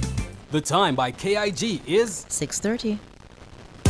Cleasing Industrial Supplies Limited are authorized distributors of international brands ABB, Omron, STC, Festo, and Thomas & Betts. They supply programmable logic controllers, photoelectric and proximity sensors, contactors and soft starters, power supplies, variable frequency drives, and much more. Visit them at 24 Dunrobin Avenue, Kingston, or shop 32 Overton Plaza, 46 Union Street, Montego Bay, or visit their website cleasling.net. Cleasing Industrial Supplies for all your industrial automation and control solutions. The National Stadium is the place to be on Saturday, June 7, when a glittering cast of global stars execute their pet events at the 7th staging of the Racers Grand Prix. The stunning lineups include Olympic silver medalist Kishane Thompson, Oblique Seville, Rashid Broadbell, Christopher Taylor, Rasheen McDonald, Champion Allison, Orlando Bennett, and Olympic silver medalist Wayne Pinnock in the men's division. Check out the women's side where some titanic names are listed, including world champion Shericka Jackson, national junior record holder Alana Reid, the Clayton twins Tia and Tina, world record holder Toby Amusan, and Tokyo Olympic bronze medalist Megan Tapper. Admission finish line $5,000, regular grandstand $3,000, bleachers free until May 31. After that, it's only $1,000. Get your tickets online now at racersgrandprix.com and the Jamaica Pegasus from June 2 to 6. The action promises to be nothing less than sensational. Taste it, eat it, drink it, applaud it. The 26th staging of the Jamaica Observer Table Talk Food Awards, the Caribbean's premier culinary event powered by MasterCard, takes place Thursday, June 26 on the East Lawns of King's House. This one-night-only evening of excellence in food creation, service, and event decor is sponsored by Tasty Food Awakenings, Tourism Enhancement Fund, Sagicor, The Best Dressed Chicken, Appleton Estate, Pepsi, Water, Rainforest, ATL Automotive, Main Event and Island Car Rentals. Adults 18 years and over. Drink responsibly. Nationwide 90 FM will be presenting a special delayed broadcast of the sectoral presentation of Minister with Responsibility for Works, Robert Morgan. Tune in to Nationwide at 5 on June 3 at 6:30 p.m. to hear Minister Morgan outline key initiatives and infrastructure plans. You can view the presentation on our YouTube channel at Nationwide 90 FM Live 2. So tune in to Nationwide 90 FM on Tuesday, June 3 at 6:30 p.m. to hear the delayed sectoral presentation by the Minister with Responsibility for Works, Robert Morgan. All this and more only on Nationwide 90 FM, the new revolution in media. This broadcast is sponsored by the Ministry of Economic Growth and Job Creation.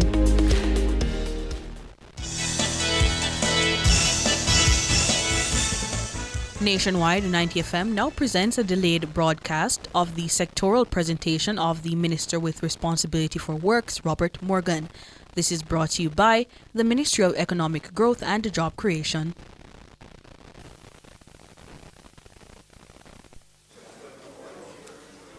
Thank you, Madam Speaker. Thank you.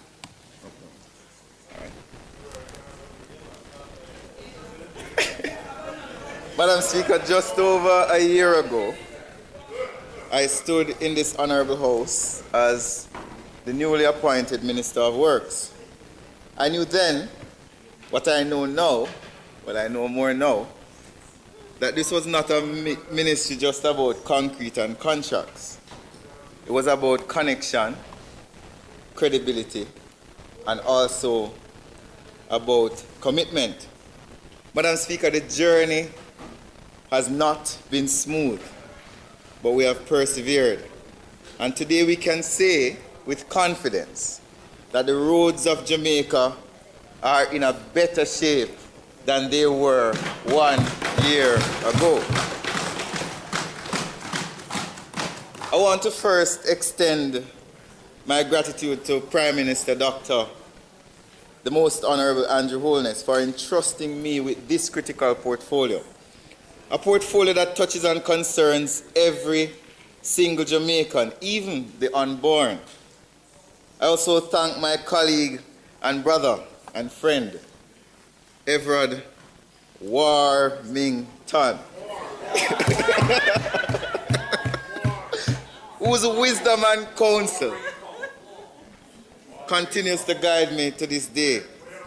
Some may see our public spats and disagreement, but don't come between me and Wami. When I need advice, honest advice, unvarnished advice, I know who to call. I want to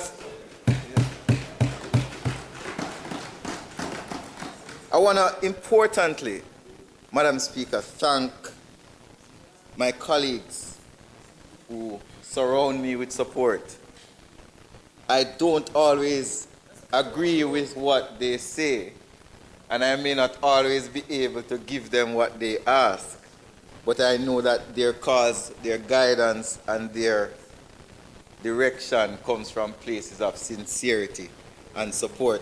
I also want to thank colleagues on the other side who have called, who have guided, who have supported me. I won't call your names because I don't want to get you in trouble. But I have colleagues on the other side who are very supportive of my role as Minister of Works. I want to acknowledge my permanent secretary, Arlene Williams, and her amazing team at the Ministry of Economic Growth and Job Creation. I will not call names of the team because there are so many of them who have supported me that I don't want to miss any. I want to also thank my co-workers, I want to call them, from the National Works Agency. I see Mr. Downer here representing the team from the agency. Very helpful team. I'm taking a while with the thank yous because it's very important, Madam Speaker. I want to thank my team from Clarendon North Central who are here with me today. My office team is here, so too my team from Moko. I see Councillor MacDonald who is joined the team, as well as Harry White. Also my staff is here from Kingston and from Chapelton. I see even my office attendant, I asked her to come to be a part. But importantly, Madam Speaker, I want to thank the students from Lennon who are here. And I know that the students from Clarendon College are outside on their way in. A very important point, Minister Williams, the buses that they drove in to come to Parliament were provided through your support to both Lennon and Clarendon College.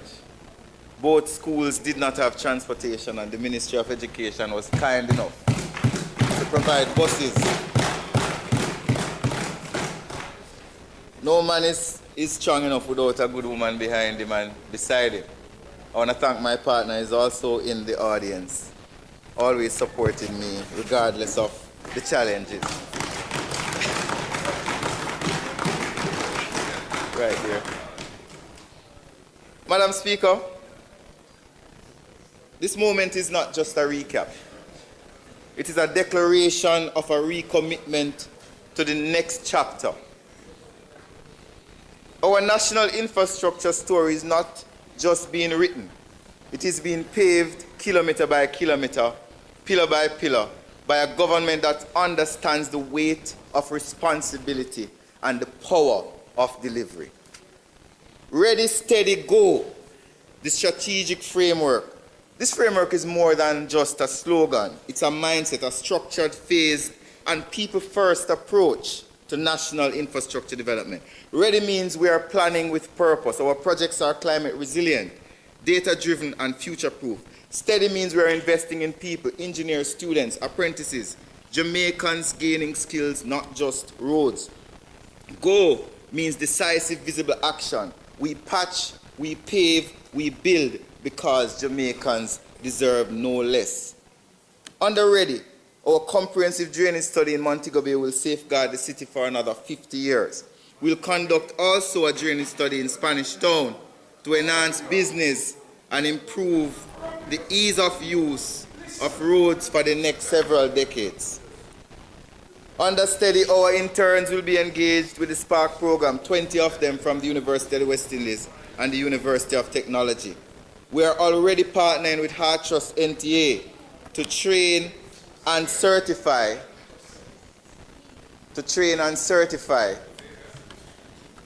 workers on the Mobe Perimeter Road. If you notice, Prime Minister is standing beside some workers on the Perimeter Road who, when they came on the program, they had no certification. And Hart was able to visit the Perimeter Road and certify them. No matter what happens after the Perimeter Road, they will be qualified to go global to get jobs. Madam Speaker, today I seek to expound on some of the government's strategic initiatives. We are now at the tail end of a $575 million Southern Coastal Highway Improvement Project, SHIP. This project, which has transformed sections of Clarendon, Manchester, St. Andrews, St. Thomas, and Portland, is another testament to our commitment to infrastructure development. The project is 96% complete with two major components, Part A, Maidpens to Williamsfield, and also Part B, which includes St. Thomas and Portland. We anticipate significant completion of this phase of SHIP by the end of this month. However, we know, or we would have announced, that the Port Antonio bypass will continue the SHIP for another 18 to 24 months, something that we have announced. Madam Speaker, we are fully aware of some of the weaknesses that exist on the corridor from Yallahs to Port Antonio. These weaknesses, especially in St. Thomas, include areas that are prone to flash flooding and those susceptible to landslides.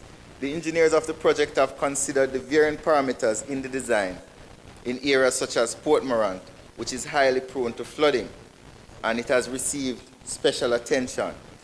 Through the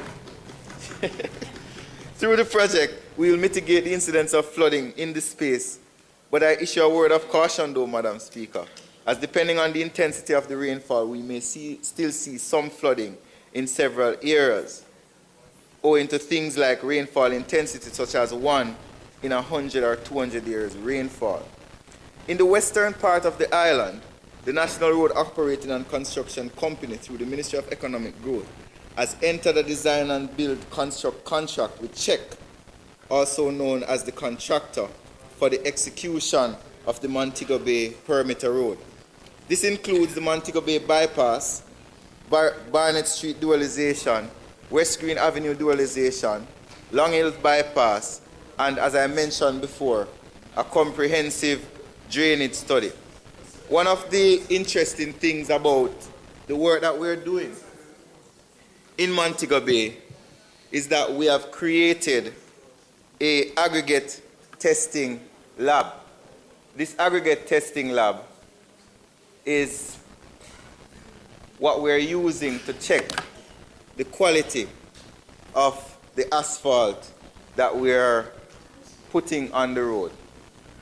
Now, this is what you call, well, you couldn't call it an asphalt slab. It is, Prime Minister, have another one. You can have that one.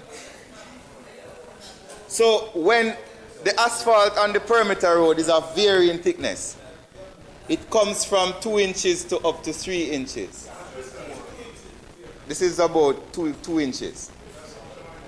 So this is on the perimeter road. Why is it so thick on the perimeter road? It is thick on the perimeter road because the perimeter road is expected to carry large trucks with aggregates transferring from Trelawney, St. Ann, to the western side of the island. Every single kilometer of asphalt on the perimeter road is tested at the aggregates lab in St. James. Not only that, but every single Spark road is also being tested at the lab. There are various standards for different roads. Rural roads may not have 3 inches of thickness, but there are sections of the, no, that's not correct. There are sections of the South Coast Highway improvement from Harborview to Yallas to Portland that has 3 inches. A variation. Not all of them will have this thickness, but some will. Yes, you can. You can pass. Don't hit any of your colleagues with it, because I know you're a mischievous. Madam Speaker, the completion of the perimeter road will be a significant development and an investment in the citizens of Montego Bay. I recently toured the project, and I am pleased to report that the Montego Bay River Bridge is almost complete, and the work of the project generally is 60% complete. The comprehensive drainage study will assess the major gullies that drain into the city and prepare detailed designs for implementation and modernization.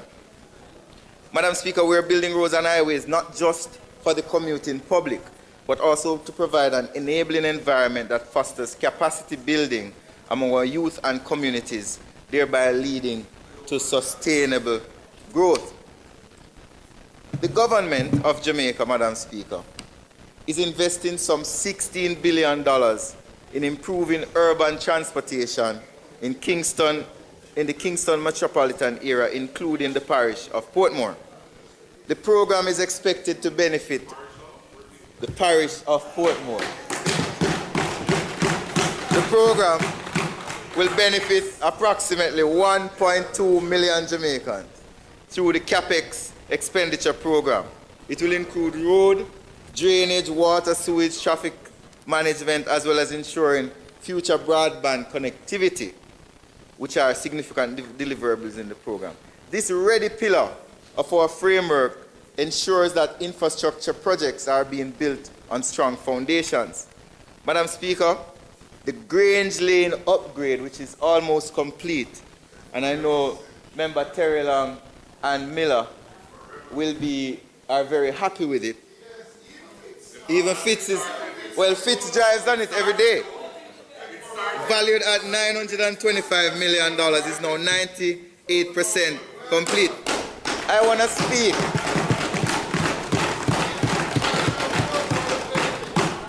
to speak. Madam Speaker, to the people of the parish of Portmore. I want to say to them, many persons have claimed you, but not all of them have taken care of you.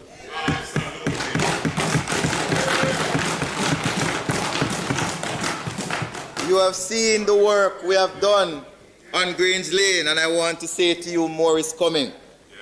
The Brayton and Helsha Main Road dualization project will commence this month in the parish of Portmore. And I know Member Jackson is extremely happy with this significant investment in the parish of Portmore. Madam Speaker, we have other capital expenditure projects that are in the process of implementation. We have East Kings House Road, Lady Musgrave. We have the expanded Arthurwind Drive. We also have the Sandy Gully Bridge widening. And we also have, once again, Member Jackson, a new entrance to Portmore, the parish of Portmore. Madam Speaker, this government is ready, not just about building for today. We are also about resilience and long-term planning for the next 10 to 50 years. It is in this vein that the Arthurwind project, originally a smaller scale dualization project, has now been expanded. We have expanded the project scope from Arthurwind Drive to Tom Redcom, including Camp Road. Thanks to Minister Williams, she will provide the funding for this amazing project. The Camp Road section has been added as it makes strategic sense to do so at this time. The institutional coordination within our already framework has led to this expansion, incorporating sewage and additional waterline infrastructure, and ensures more significant benefits for residents and businesses and developers. The remaining CapEx projects will commence in the third quarter of this financial year, and we're ensuring careful scheduling to minimize disruption. Madam Speaker, Jamaica has over 800 bridges, many of which are aging and require urgent repairs. To accelerate modernization of the country's bridge infrastructure, the government has launched 2 bridge projects, the Priority Bridge Program and the Accelerated Bridge Program. Under the Priority Bridge Program, the government will be spending $1.5 billion on the Troy Bridge, which is now 60% complete, a $230 million investment. The Spring Village Bridge in St. Catherine, Member Warmington, valued at $250 million. We just announced the Craig Mill Bridge in Portland, and I want to say something about the Craig Mill Bridge. We were not able, that's the one that, Minister, you and I went to. The government recognized that we would not have been able to build the Craig Mill Bridge immediately. So what the government has done is that along with a fording that was built before, the government is also building a footbridge valued at about $30 million for the people of Craig Mill. This is a new approach that we're taking to providing access. We may not be able, after a disaster, to provide you with vehicular access, but we can try to provide you with foot access. The same thing we have done at Troy, where there is now a footbridge at Troy, so people from Trelawney can cross with their goods to Manchester, back and forth. The feasibility studies have been completed as well for the Southwood Bridge in Clarendon, Barham in Westmoreland, Guanaba Vale in St. Catherine, and also Mahogany Vale in St. Thomas is currently being procured. I want to also mention, the member from Southeast Clarendon, that work is supposed to start on the entrance to the Alley Bridge very shortly, a bridge that many persons, including the Member of Parliament, has raised questions about. Madam Speaker, the Mahogany Vale Bridge was tendered before, but there was a major breakaway at Gardentown which rendered repair of the bridge impossible as access was not able to be had. It took 3 years for us to restart the project, but based on the cost escalation, we have had to retender the bridge, and we want to commit to the people of St. Andrew and St. Thomas that the Mahogany Vale Bridge is a very important bridge for us. Madam Speaker, the government is also expanding infrastructure such as the National Broadband Initiative, which is a partnership between the Ministry of Science and Technology as well as the National Works Agency, where we are installing fiber optic cables all across the island. I know last year there was something in the paper asking why are we digging up the road. We are digging up the road to interconnect every single government ministry, every single institution in Kingston and across the island as part of the National Broadband Initiative. No institution, school, court, library in Jamaica should not have access to high-speed internet for the benefit of the people. Madam Speaker, we are also prioritizing the $81 million Port Antonio bypass, which will improve travel efficiency, reduce congestion, and support regional economic growth. Cabinet has just approved the Port Antonio bypass, and we expect work on the Port Antonio bypass as an extension to the SHIP program to start this month. The bypass will be a 4-lane design and will provide an alternative route to ease congestion in Port Antonio town center. The Port Antonio bypass is critical to continue the growth of Port Antonio, encouraging tourism investment and agriculture, but most importantly, benefit the people of Portland and Port Antonio who have been suffering for a very long time. I want to go to one of my favorite programs. It is called the REACH program. It may, to some extent, not be seen by some persons as a big program. It was $3 billion. But the impact of the REACH program cannot be questioned. Every single constituency in this country benefited from the REACH program. Every single constituency. Madam Speaker, the impact of burial and subsequent events is known throughout Jamaica. Every household would have heard cries. This house would have heard cries for help about the deteriorating condition of our roads. I myself cried out at the conditions in North Central Clarendon. Many of my colleagues reached out to the Prime Minister. Thankfully, through sound fiscal management, the government was able to find the resources. A former Prime Minister said, "We found the money." Who remember that one? Through sound fiscal management, we found the money to launch a $3 billion REACH program, and every constituency was reached.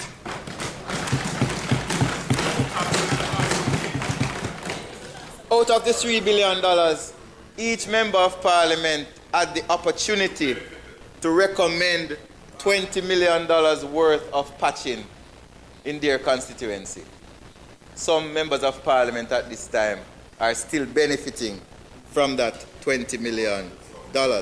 Madam Speaker, though the REACH was important, we had unprecedented rains between July and December of last year. Almost every day there was rain. Roads that have reached their end of life began to disintegrate. It is for that reason that Prime Minister Andrew Holness announced the REACH emergency, which was a $2 billion program.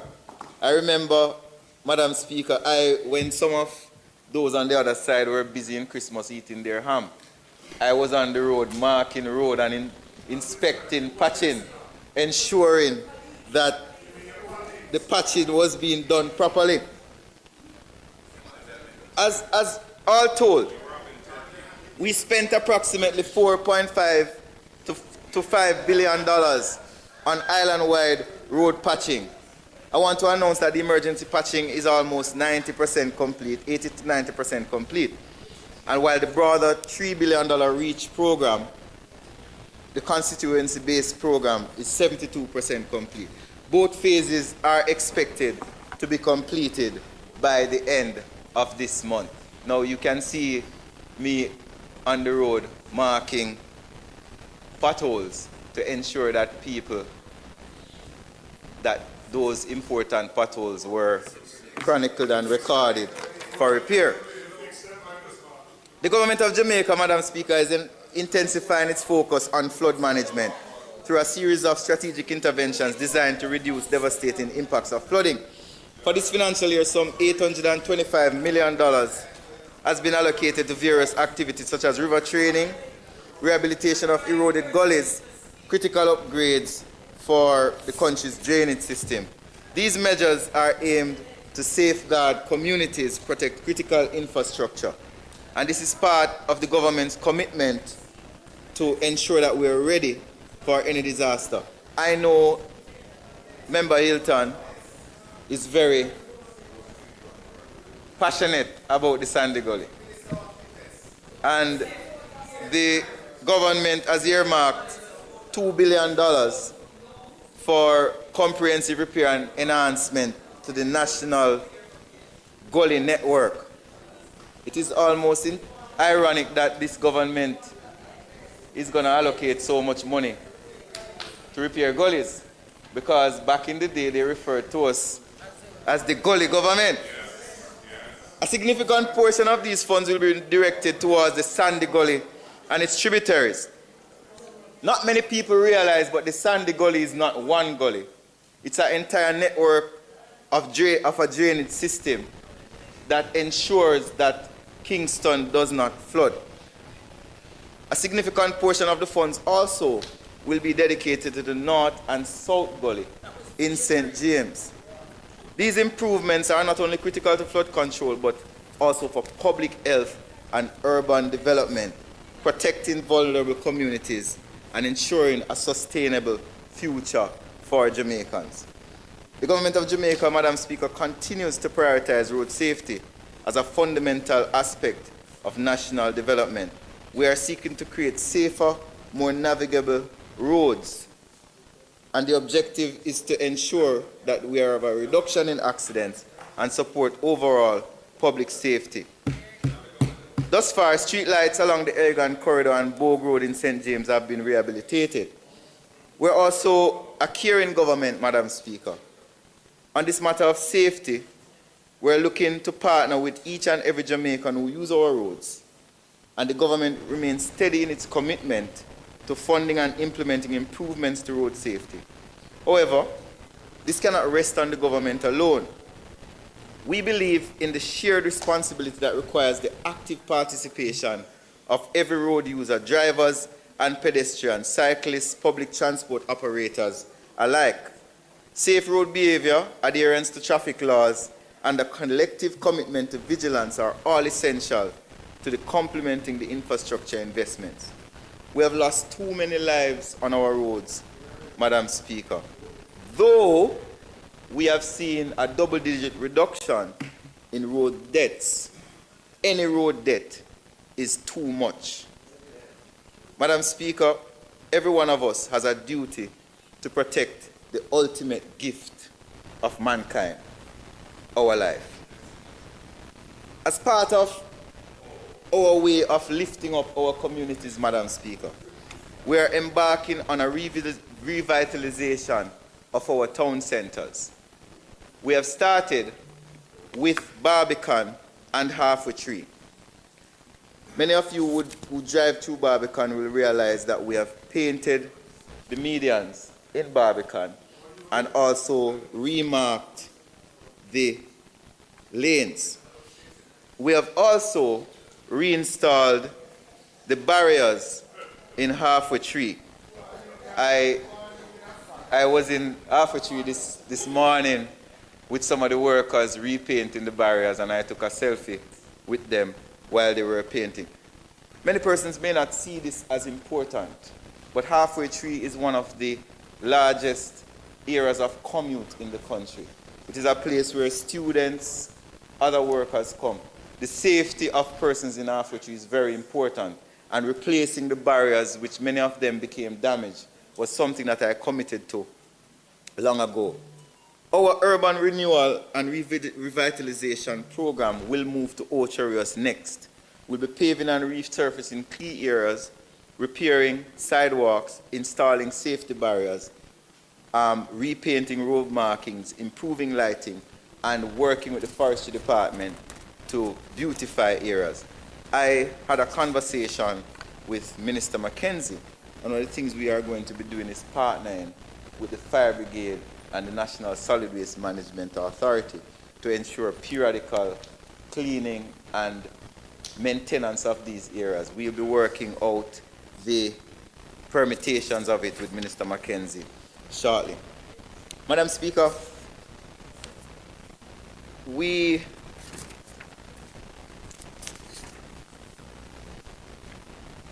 I want to move to the big matter in the room that everybody is talking about. The Shared Prosperity through Accelerated Improvement to our Road Network SPARK program. The single largest infrastructure investment in Jamaica's history. Madam Speaker, I want to first congratulate our Prime Minister for the vision in leading us along this $45 billion commitment. Madam Speaker, we have issued 148 work orders for roads across 63 constituencies. As of today, work has commenced on 78 roads. SPARK covers not just community roads.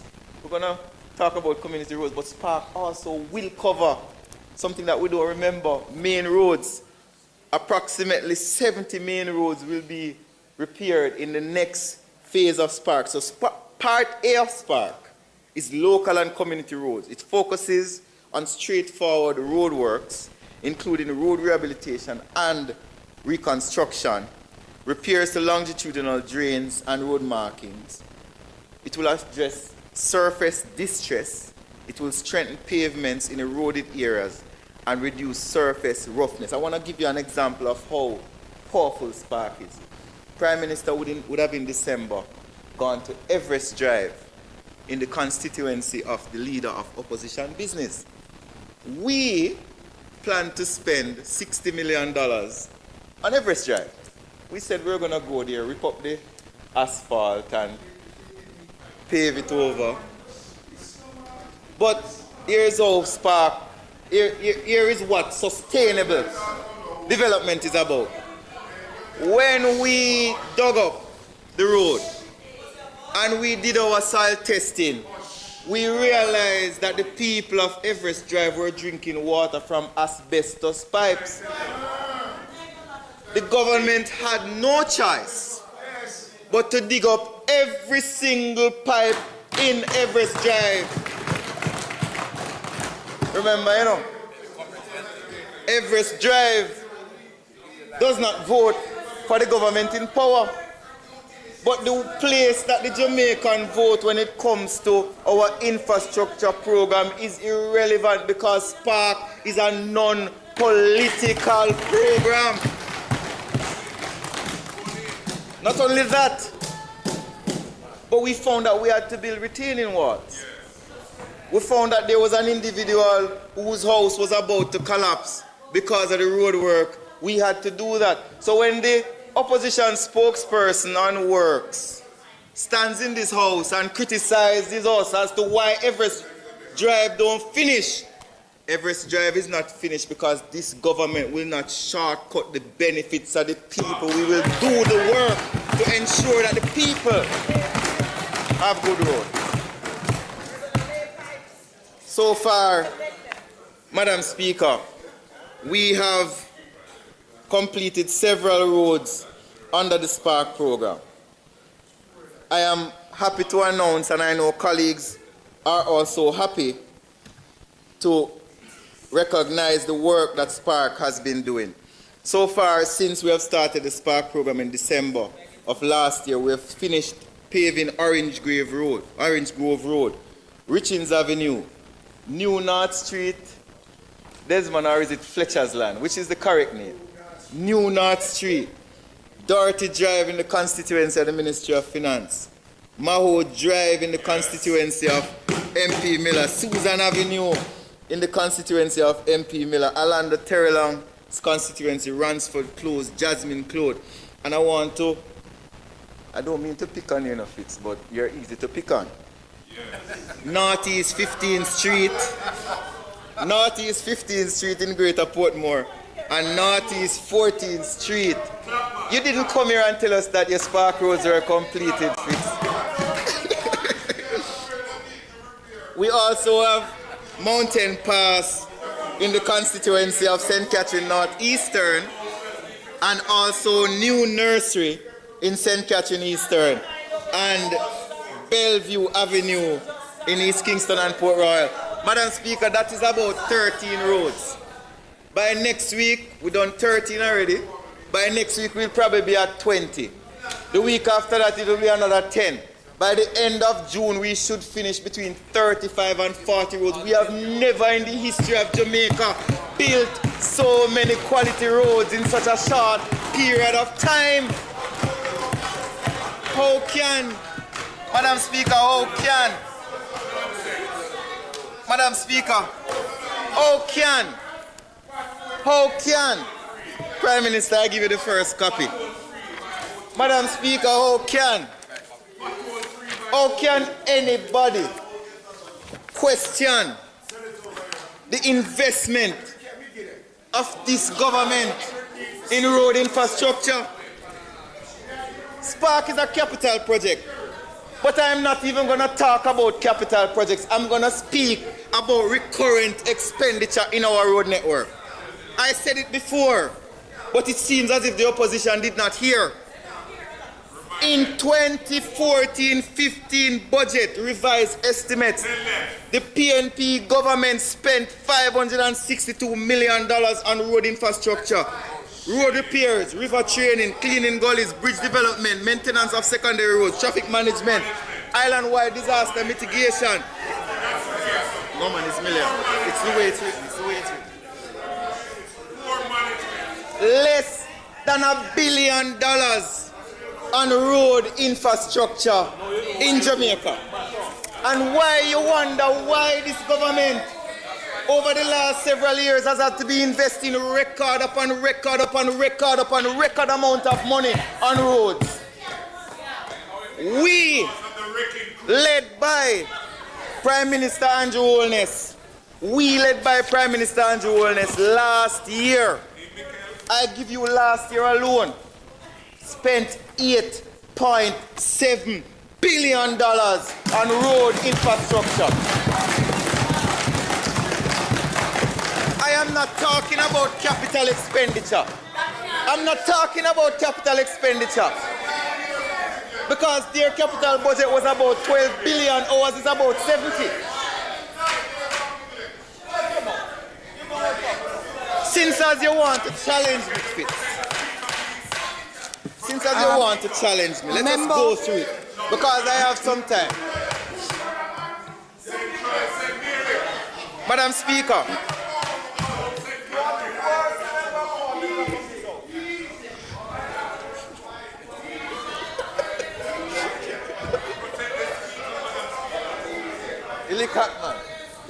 Members. Madam Speaker. Minister. Minister, please speak directly into the mic. Yes. Jamaica hears you perfectly and does not hear the noise around. Thank you, Madam Speaker. Madam Speaker, 2015-2016, which was the last year of the opposition in office, they spent $523 million on our road infrastructure recurrent. In our first full year as government, Madam Speaker, revised estimate, we spent $2 billion.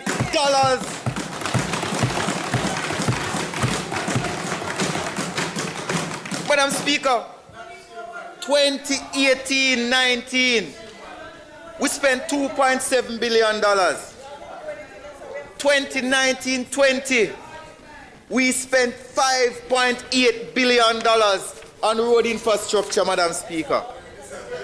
Madam Speaker, even in the midst, coming out of COVID, 21-22, we were spending $7 billion on road infrastructure, Madam Speaker. Madam Speaker, this government has no competition as it relates to who is investing in the road infrastructure of the people of Jamaica. Madam Speaker, I go back to our Spark program. Spark is revolutionizing our infrastructure, Madam Speaker. Not only is Spark building roads, but Spark is generating 13,000 jobs in the construction sector. We're delivering $1.3 billion in savings in terms of motor vehicle repairs and the impact that bad roads have on the people of Jamaica. Madam Speaker, I want to indicate we are investing in the capacity building to prepare the next generation of engineers, planners, project managers, and this is being made possible through the Spark program. Madam Speaker, I heard talk. I heard a man on TV. Was it Jackson? No, it wasn't him this time. Cussing and quarreling that the Spark program is not engaging local contractors. Madam Speaker, the mischief is that when some persons cannot compromise the substance of what we're doing, they try to mislead the country. Madam Speaker, we have engaged 23 local subcontractors under the Spark program. So this argument that no local subcontractor has been engaged under the Spark and it's just foreigners who are engaged is a blatant lie. Madam Speaker, we are engaging subcontractors in St. Catherine Southeastern, St. Catherine Southern, St. Catherine Northeastern, Clarendon Northern, Portland, Western, Trelawney, St. James. There is no truth. There is no truth to the accusation that this government does not care about local subcontractors. And let me explain to you.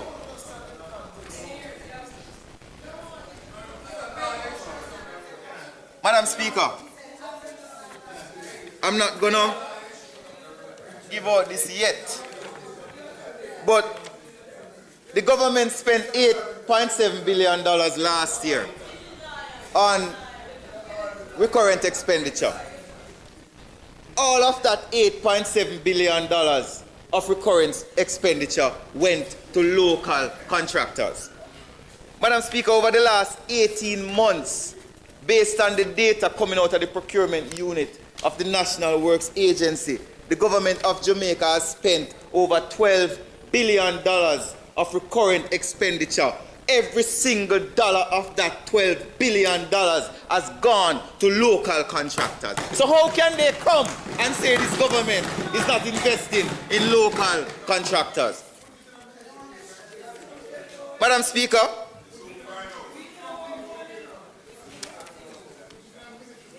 under the Spark program, as I said, 23 local subcontractors have been engaged in more than 20 constituencies. Firms are delivering work on critical corridors such as Maho Drive, Passion Gardens, Church Street to Gravel Hill, Bellevue Road, Orange Hill Road, and also Maxfield in Westmoreland. Each local contractor is graded and approved by the Public Procurement Commission, and they're playing a pivotal role in efficiently and professionally helping us to do our Spark program. Since March of 2024 to March 2025, Madam Speaker, as I said before, the government has invested $8.7 billion in local contractors. Not only, let me enumerate it a little bit more, because it's important. The $900 million in pre-burial preparation, all of it went to local contractors. The $1.5 billion in post-burial recovery, every single dollar of it went to local contractors. The $3 billion of Reach road repair went to local contractors. I know that the people on this side recommended local contractors for the REACH program. I don't know who the persons over there recommend if it was foreign contractors. The $2 billion REACH emergency, every single dollar of it went to local contractors. Madam Speaker, just this last month, $90.7 million went to a local contractor for the award of a contract to fix an arterial road at Battersea, John Reed in St. Ann. Just last month, another $95 million was awarded to a contractor to fix a breakaway in Hall's Delight. Last month again, $110 million to fix another breakaway in St. Andrew. And the big one, $2.4 billion went to a local contractor for the dualization of the Brayton to the port.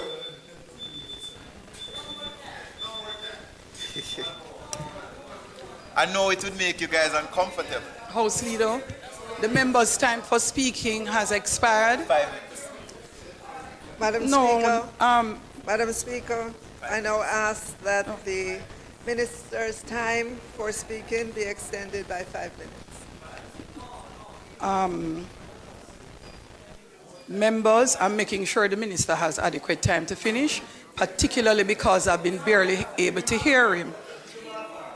I will give you the maximum time that is allowed, 15 minutes to complete your presentation, Minister. And I would love to hear the rest of your presentation. Members, no, I can't.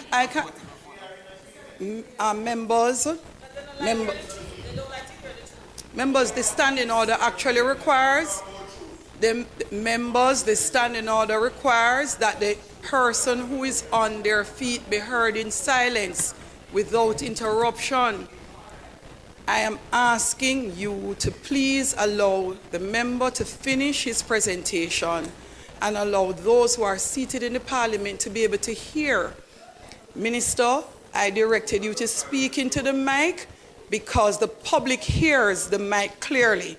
They do not hear much of what is taking place in the chamber. However, for those of us like myself and those seated in the gallery, they do not hear you, almost do not hear you at all when the noise in the chamber is so significant. So, Minister, members, the question is that the Minister be allowed 15 minutes to complete his presentation. Those in favor? Those against, the ayes have it. Minister. Madam Speaker, as I was saying, Madam Speaker, we have been investing in our local contractors, even in our capital projects, which are being led by enterprise contractors such as China Harbour. A large portion of the work is being done by local contractors, whether it is the South Coast Highway Improvement Project, whether it is the Perimeter Road. Big partners with China Harbour and other enterprise contractors are the local contractors. So this mischief, this dishonesty that we are not investing in local contractors, I hope we get rid of it today. Madam Speaker, there is also another mischief I wish to clear up before I leave here today. During the Standing Finance Committee, a particular member raised the issue that, and I've heard it several times, that we owe local contractors significant sums of money. Madam Speaker, I want to say, based on our accounting, especially at the National Works Agency, and I want to explain the accounting. We run accrual accounts. At any given time, there is going to be money owed to a contractor. If a contractor signs a contract for 6 months, they can send in bills over time and they get paid in increments. But even when the contractor is finished the work, there is still a thing called retention, which is a part of the warranty process where that retention is held by the entity until the work is fully validated. In our case at the National Works Agency, of the $12 billion that we have allocated over the last 18 months, over $11 billion have been paid out to local contractors. Can I repeat it? Of the contract amounts of about $12 billion, Madam Speaker, allocated for the 18-month period of the 1st of October 2023 to March 31, 2025, and I want to give you the exact figure so that the mischief stops. Of that amount, over $12 billion, over $11 billion has been paid out to local contractors. Madam Speaker, facts have no friends. Facts are facts. We at the National Works Agency are confused when we hear these accusations on television that there's a massive debt out there to local contractors. In some cases, the contractors have collected their money, but they don't want some people know.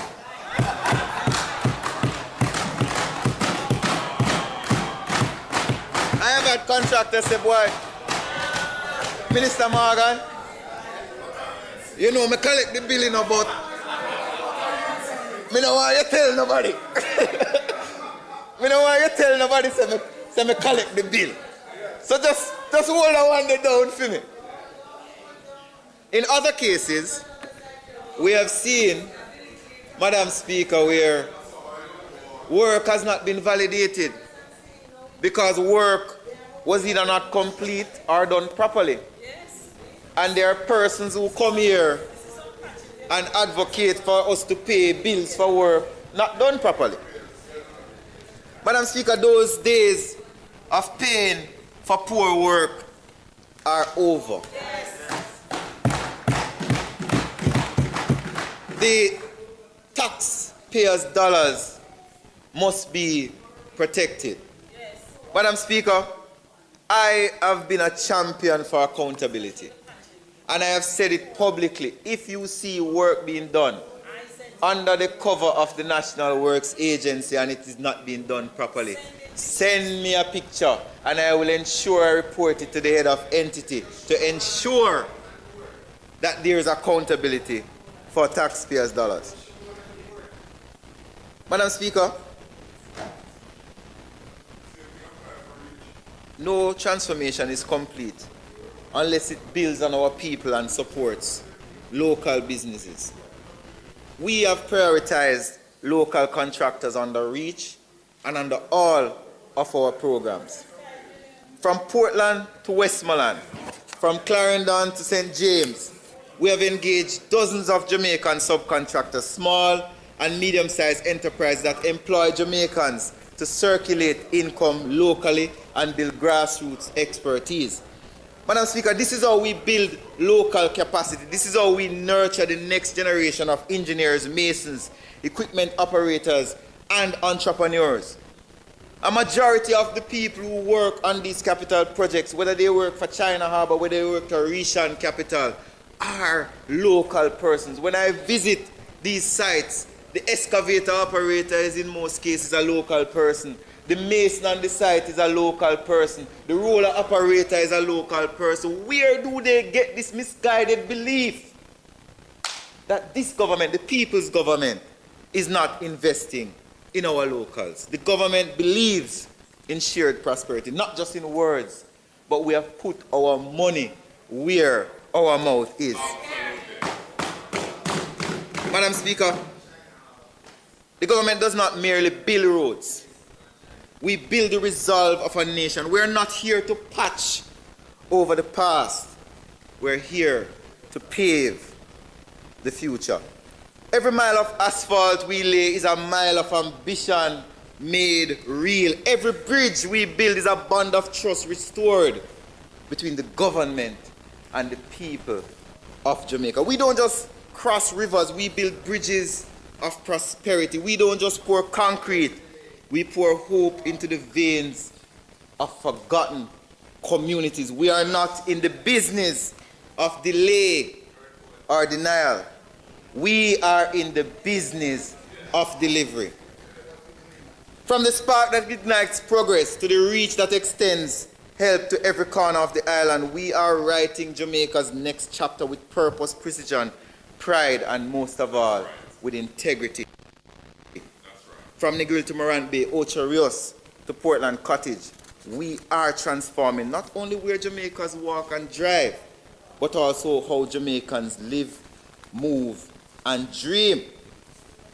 Let the naysayers focus on the problems. We focus on the progress. Let them point fingers. We point forward. Madam Speaker, because we say ready, we are not testing the waters. We are mobilizing. When we say steady, we are not standing still. We are setting our foundation. And when we say go, we go together boldly, bravely, and without apology. This is not just infrastructure, nor is it just policy. This is a movement to modernize Jamaica, to connect every parish, to include every citizen, to leave no community behind. Madam Speaker, I stand here, we stand here with steel in our backbone, plans in our hand, and the people in our hearts. We will not retreat from their lies. We will not waver or quiver. We will not stop until Jamaica, the land we know and love, becomes the possibility of our dreams, our place of hope, our place to raise children, to open business. This mission, Madam Speaker, this movement, this moment, we are ready, we are steady, and we're good to go. Thank you very much, Madam Speaker.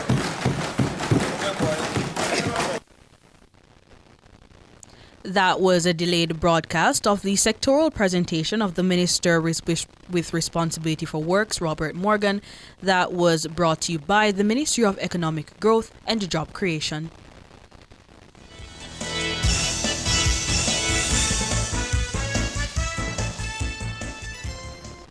You're a VIP with CIBC Caribbean. Spend US $100 or local equivalent with your CIBC Visa credit card for your chance to win a crop over VIP experience in Barbados. An all expense paid trip for two, staying at the Courtyard by Marriott Hotel, cultural tours, and Aura experience with full glam makeup plus tickets to the hottest last lap events. Visit CIBC Caribbean /crop over 2025 for more info. Conditions apply.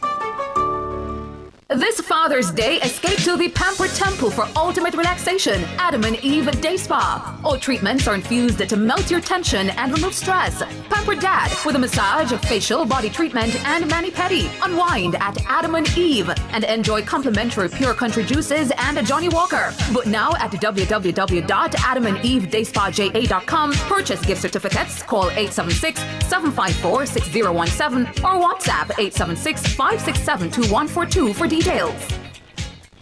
KFC is back with the crispy barbecue zinger. So delicious, this one is a winner. Spicy with bacon, onions, cheddar, and the smoky barbecue sauce. The crispy barbecue zinger from KFC is back. A delicious spicy zinger with bacon, cheddar cheese, crispy onions, and smoky barbecue sauce. Available for a limited time. The craving that makes everything crunch. KFC's crispy barbecue zinger. It's finger-licking good. The crispy barbecue zinger from KFC with the smoky barbecue sauce. Make a toast to your future. The JTA Cooperative Credit Union is by your side. All educators, the best is what you deserve. We'll keep your dreams alive. Competitive loans to help you grow. We'll take you higher. Great returns on your savings. A bright future is in the making. Build the best you with the best credit union. We are committed to serving you. The JTA Cooperative Credit Union, serving our members, impacting lives positively.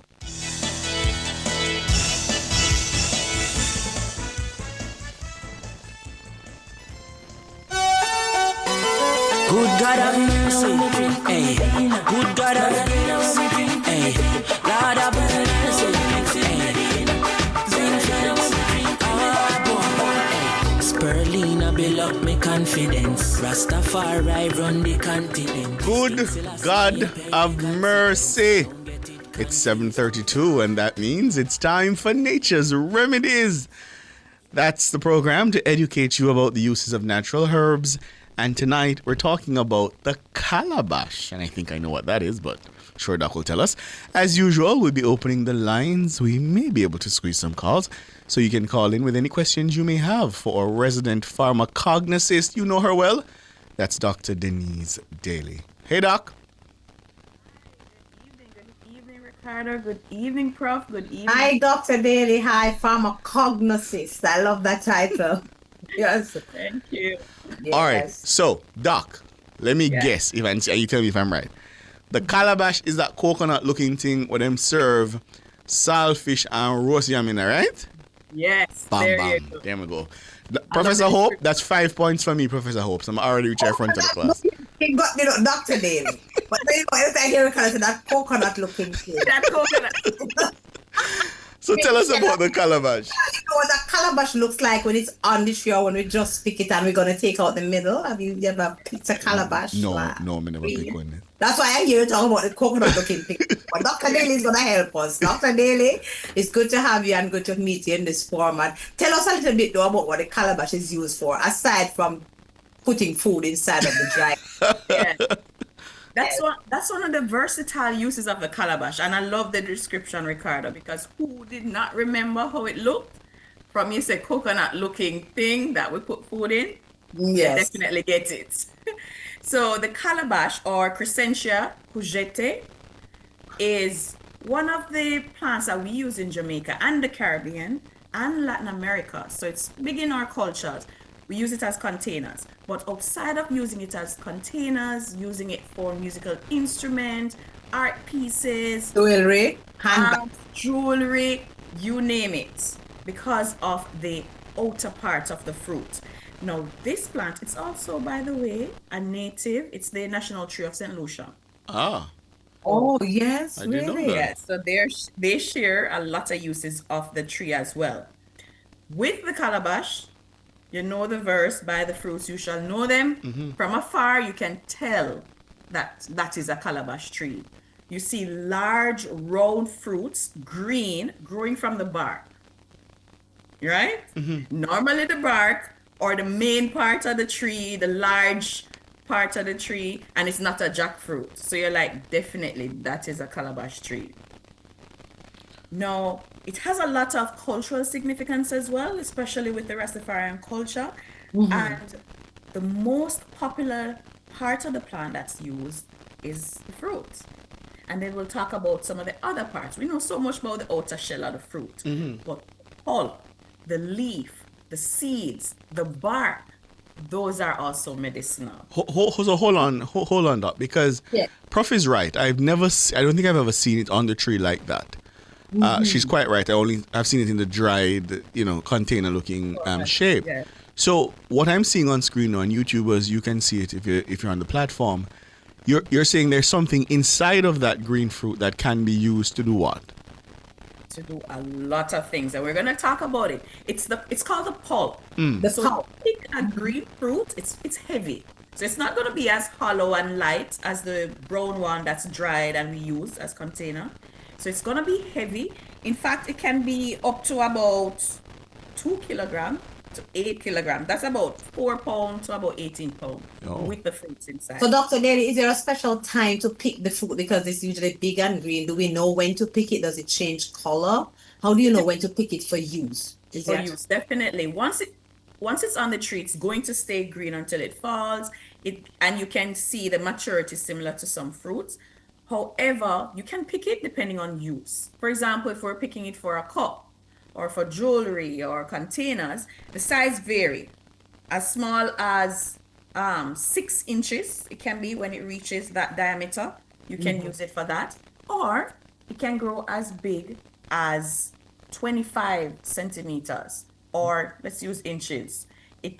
About 50 centimeters or 20 inches. So if you're imagining a ruler is what? A ruler is what? 12 inches? 12 inches. Yes. It can be almost 2 times a ruler, depending on the plant and how large it stays and grows. So is it the same thing that people call Godi?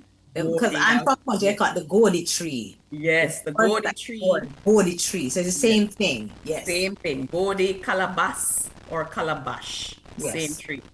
So the size varies depending on what you're going to use it for. For the mature plants, when you want the pulp or you're going to use the pulp, it's normally after several months. That's how long it takes to grow. Several months. So let's say 3 to 6 months, and you have the mature fruit being about 25, or let's use 14 inches or 6 to 14 inches. So then the pulp can be used. Mature leaves are the preferred part when we're using the leaf as medicine.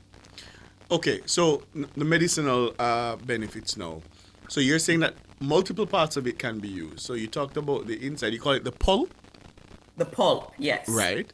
So talk to us about some of those medicinal uses. All right, so the pulp, when you pick the green Gordy or Gordy, you cut it in half or however you want to cut it or break it. the pulp is usually white and you have the seeds. So I want you to imagine a soursop, but with a hard exterior. So it has that soursop look. White pulp with the seeds, dark brown, black seeds speckled throughout. All right? And then you scoop it out. Similar to how you would scoop out the coconut, except this one is a full bowl of pulp. This pulp is great as a laxative. Oh. And I'll explain it. Yes, it's a good laxative, high in fiber. And not only laxative, if you have worm, intestinal worms, it's a vermifuge. So it helps to clear the digestive tract and flush them out. And you're ready for back to school time. Yeah, hold on, that me there ask you, Doc. So why then give me the bitter something for drink? Why never make me eat piece of pulp? Does the pulp taste good, Dr. Daly? Does it have a nice taste? No. That tastes good. Yeah.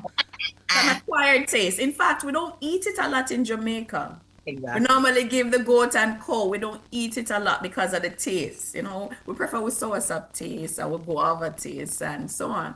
So it's not eaten a lot, but it is used medicinally in some parts of the island and throughout the Caribbean and Latin America. The laxative. Yes, so laxative. So how they make it as a laxative is to get the pulp, they crush it in water, blend it up with water, and then they'll drink that. And that helps to flush the system. So they blend it with the seeds intact or they remove the seeds? If you leave the seeds, that means you want to get rid of some of the intestinal worms. Okay. You can remove the seed. If it's just the laxative, you just want to go, you can remove the seeds and have it as such. I see the YouTubers telling me, Doc, that they use it in Haiti as part of voodoo rituals. Rituals, yes. So it is one of the plants that people, similar to noni, it's called Duppy soursop, and then you have Duppy gunshot. Gourd is known as one of the Duppy trees as well. Whitburn Johnson says it stinks, so nobody wants to eat it. Is that true? It have a bad smell, Doc? Yes, it's not inviting. It's not inviting. The YouTubers are carrying us wide, because Doc, you are telling us about the medicinal purpose. Yes. That was laxative. But you were talking about the leaves as well and other parts of it that have other purposes. And so I'm sure some of them the men are going to be interested in, maybe. What are some of the other parts of the calabash that have... Bugs, look like a year segment this. Listen up, Bugs. Look like a year segment this, Bugs. Tell us about the leaves. It's good with blood pressure. So the leaves are good with blood pressure. The pulp, if made into a tea, is also good with lowering the blood pressure.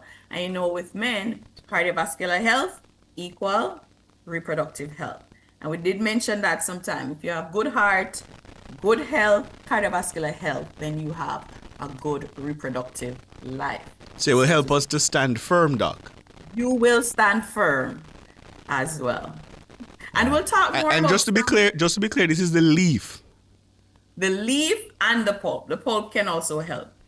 You make it as a tea. I'm going to find one calabash tree. Books, I'm going to bear the taste. So these are so we boil the leaves in water. On steep the pulp in hot water, or do we boil it? You boil the pulp. So boil the pulp. You can have the pulp as a tea. You can have the leaf as a tea. By boiling them in water, strain, and then optional, you can add honey. Add honey. So does the bark or any other part have any other medicinal purposes? Or we're going to hear, or you're going to tell us how we're going to get more access to information about many things. But tell us if any other part has. The bark also is used medicinally. It's antimicrobial. So it helps with getting rid of fungus and viruses. Mostly bacteria and funguses, but it does help externally, especially for wounds and skin infections. So you can do two things. One, you can boil the bark and bathe, or if it's your foot or if it's a hand, wherever has a wound or infection or skin disease, you can bathe it into it, right? Create a bath.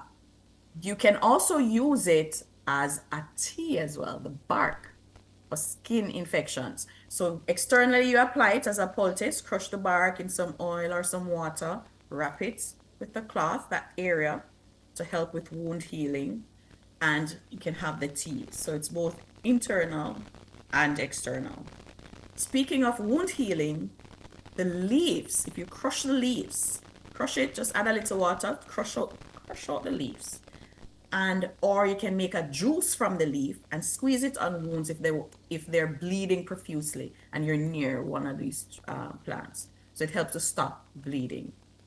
So if you're in nature and you get cut and a gourd tree nearby, crush the leaves as much as possible, squeeze the juice onto that wound, and then definitely grab a few leaves and hold it onto the wound and get to the nearest clinic or doctor or hospital to assist with the wound healing. That one is new. That's new. Curtis Latibadier says them call it the miracle fruit.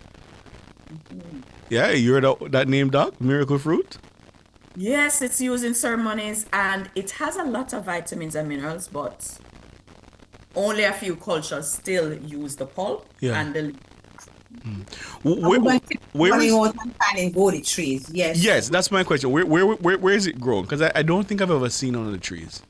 That's the thing. We're losing a lot of our medicinal plants. We don't see them as often anymore. I remember growing up and seeing quite a few throughout central and throughout the central parts of the island, right? Central. St. Catherine, I remember I saw a lot of them in Banbury, my grandfather's area in Lindsey Graham Farm. But we had far more vegetation, and I think people were less willing to cut them down because they understood the medicinal value. Today, we find people are cutting everything down because it's either in their way, it's too much bush, and they really don't care. That's the impression we are getting. And we're losing some of the endemics. And remember, Jamaica has 50% of all the medicinal plants that have been classified so far. So we need to keep that percentage going. But Dr. Daly, as a pharmacognist, tell me how it goes, pharmacognist? Pharmacognosist. Cognosist, right.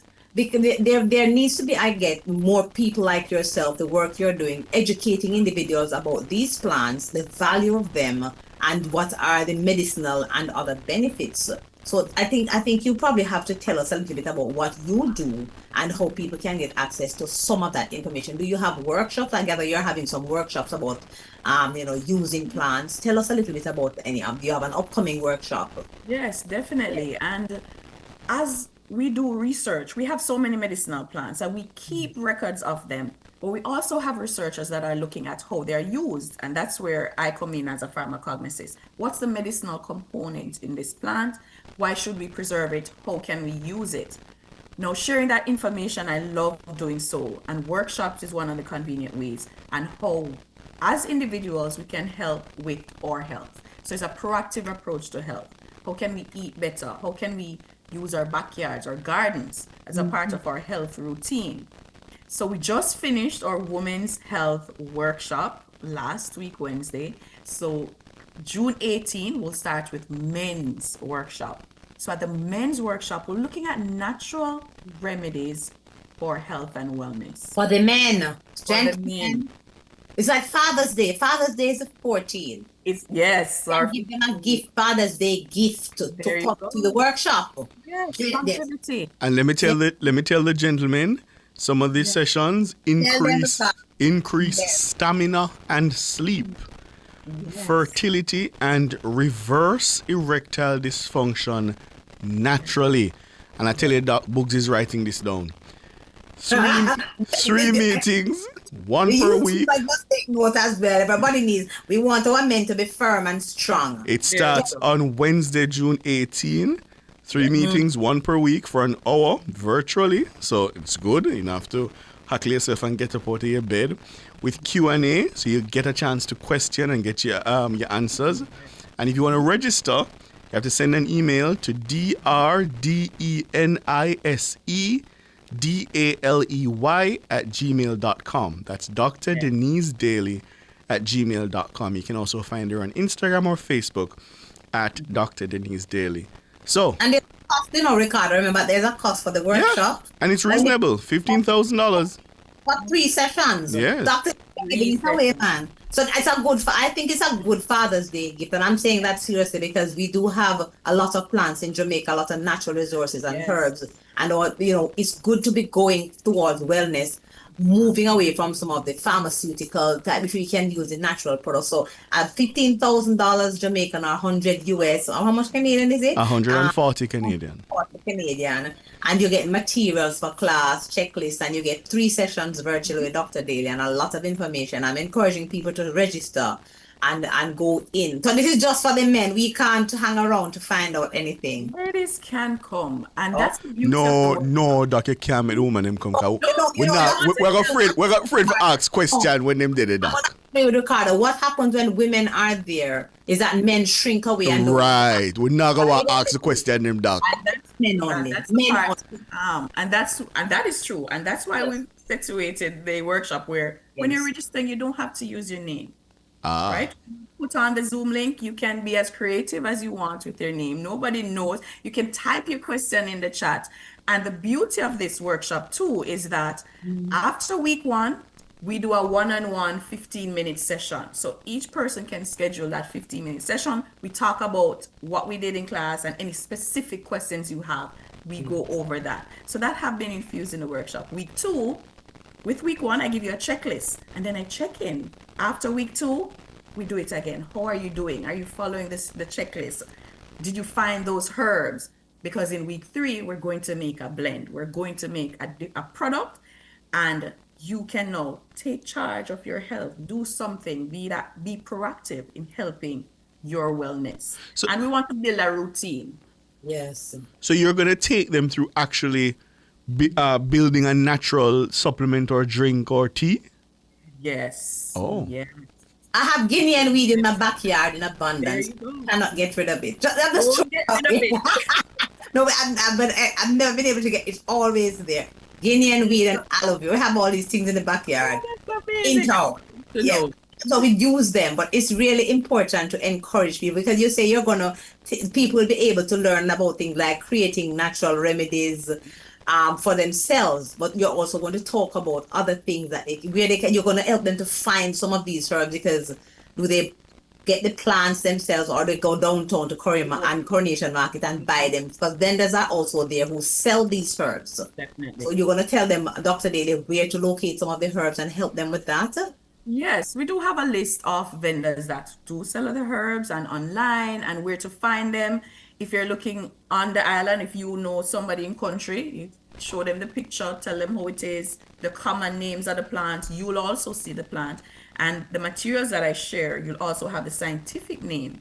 If you want to use your phone to take a picture before you actually pick it. Because we also go through safety. Because there's a thin line between medicine and toxin. So we want to make sure that you know the plant you're picking. So if you're picking aloe vera and not tuna, for example. People often mix up those plants. So we'll go through that and the dosing and so on. So that's Workshop 3, Men's Health Natural Wellness Workshop with Dr. Denise Daly. It starts on Wednesday, June 18. You're going to get 3 meetings, 1 per week for an hour. It's virtual on Zoom. You can ask your questions and you can do so, gentlemen, anonymously. So if you don't want people to know that, you're having a little challenge, Doc will take the question anonymously. You're registering at drdenisedaily@gmail.com. You can go on over on Instagram or Facebook at Dr. Denise Daly. And the workshop will cover increasing stamina and sleep, and also fertility and reverse erectile dysfunction naturally. Naturally, and that's the important part. As Marigold Weber is saying in the chat, no floppy disk syndrome. The YouTubers are very boomy tonight. Everything will work as it should, and it will work naturally. Naturally. And this is important. So Dr. Daly, going forward, so you have this particular workshop coming up, the 18th. That's, as I say, right after Father's Day. So ladies, buy the package for your gentlemen as a gift. That is also a way to go forward. But do you have any other workshops around your own, products and the information that you have about natural wellness and using, herbs that we can also participate in the future? Yes, well, I tend to have a lot of these workshops. I do product design, product formulation. So if you want to make your own skincare products, cosmeceuticals, lotion, creams, oils, shampoo, you name it. we have those workshops as well. If you already have a business and you want to enhance your product line with some natural botanicals, some herbs, we can also help to infuse and reformulate, get a new tweak to your product. I also do corporate wellness, keynote speaking, speeches. In fact, we have a TEDx coming up in August. TEDx? Oh, really? Really? When? We have to, so we'll be able to watch, log on, listen, see the delay. Yes, I'll share the link as soon as it's available. But yeah, I'll be doing a TEDx talk. Oh, that's fantastic, Doc. Congratulations. Thank you so much. What will you be speaking on? Workplace wellness. How can we invest in our workforce and as naturally as possible? Because we have too much burnout happening in the workplace. Toxicity. Yeah. Right? Too much burnout, and we spend so much time in the workplace. So how can we naturally take care of ourselves? So it's about self-care, sustainability, and natural health. Nice. So that's part of that will be the speech. We are looking forward to that TEDx talk. I'm sure many persons will benefit from it. Yes, and so congratulations on that. That's a significant achievement. Yes, thank you. It's one of the wish lists, and you have to be thankful and grateful. So thank you. So, Doc, as we draw to a close, just remind us about the calabash now, what we can use it for, what we should be cautious about, because you always warn us about mixing the natural with the prescribed medicine. So, just give us those reminders again. Definitely. So, if you're pregnant, do not drink the pulp or the leaf because there's no research in that regard. So, pregnant, stay away. There's peppermint and ginger we can use, right? So there are other herbs and moringa. In terms of the leaf, it is very good. Internally, you can have it as a tea. The leaf is good as an anti-inflammatory. So any inflammation in the body, it can help. Antipyretic, it also helps with lowering blood pressure, helps with getting a little bit of the worms out. But if you want to get rid of worms even more, if you're feeling that discomfort or gut health, use the seeds. The pulp, blend it with the seeds. Also, the bark, antimicrobial. You can use it externally for the skin, create a bath, wash the foot or whatever skin ailment. Externally, you can also drink the tea. Then we talk about the pulp. Good for a washout, as a laxative, a purgative, and it's high in fiber.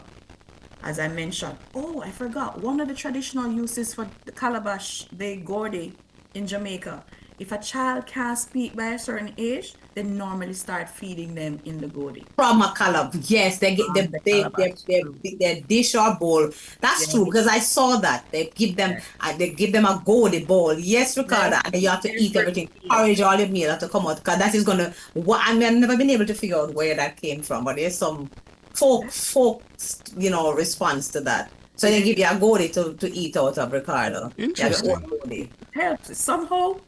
Traditionally, it has helped to, stimulate the palate. Maybe there's no research to prove it, but traditionally, it has been working and they've been doing it for years. You know what I think, Doc?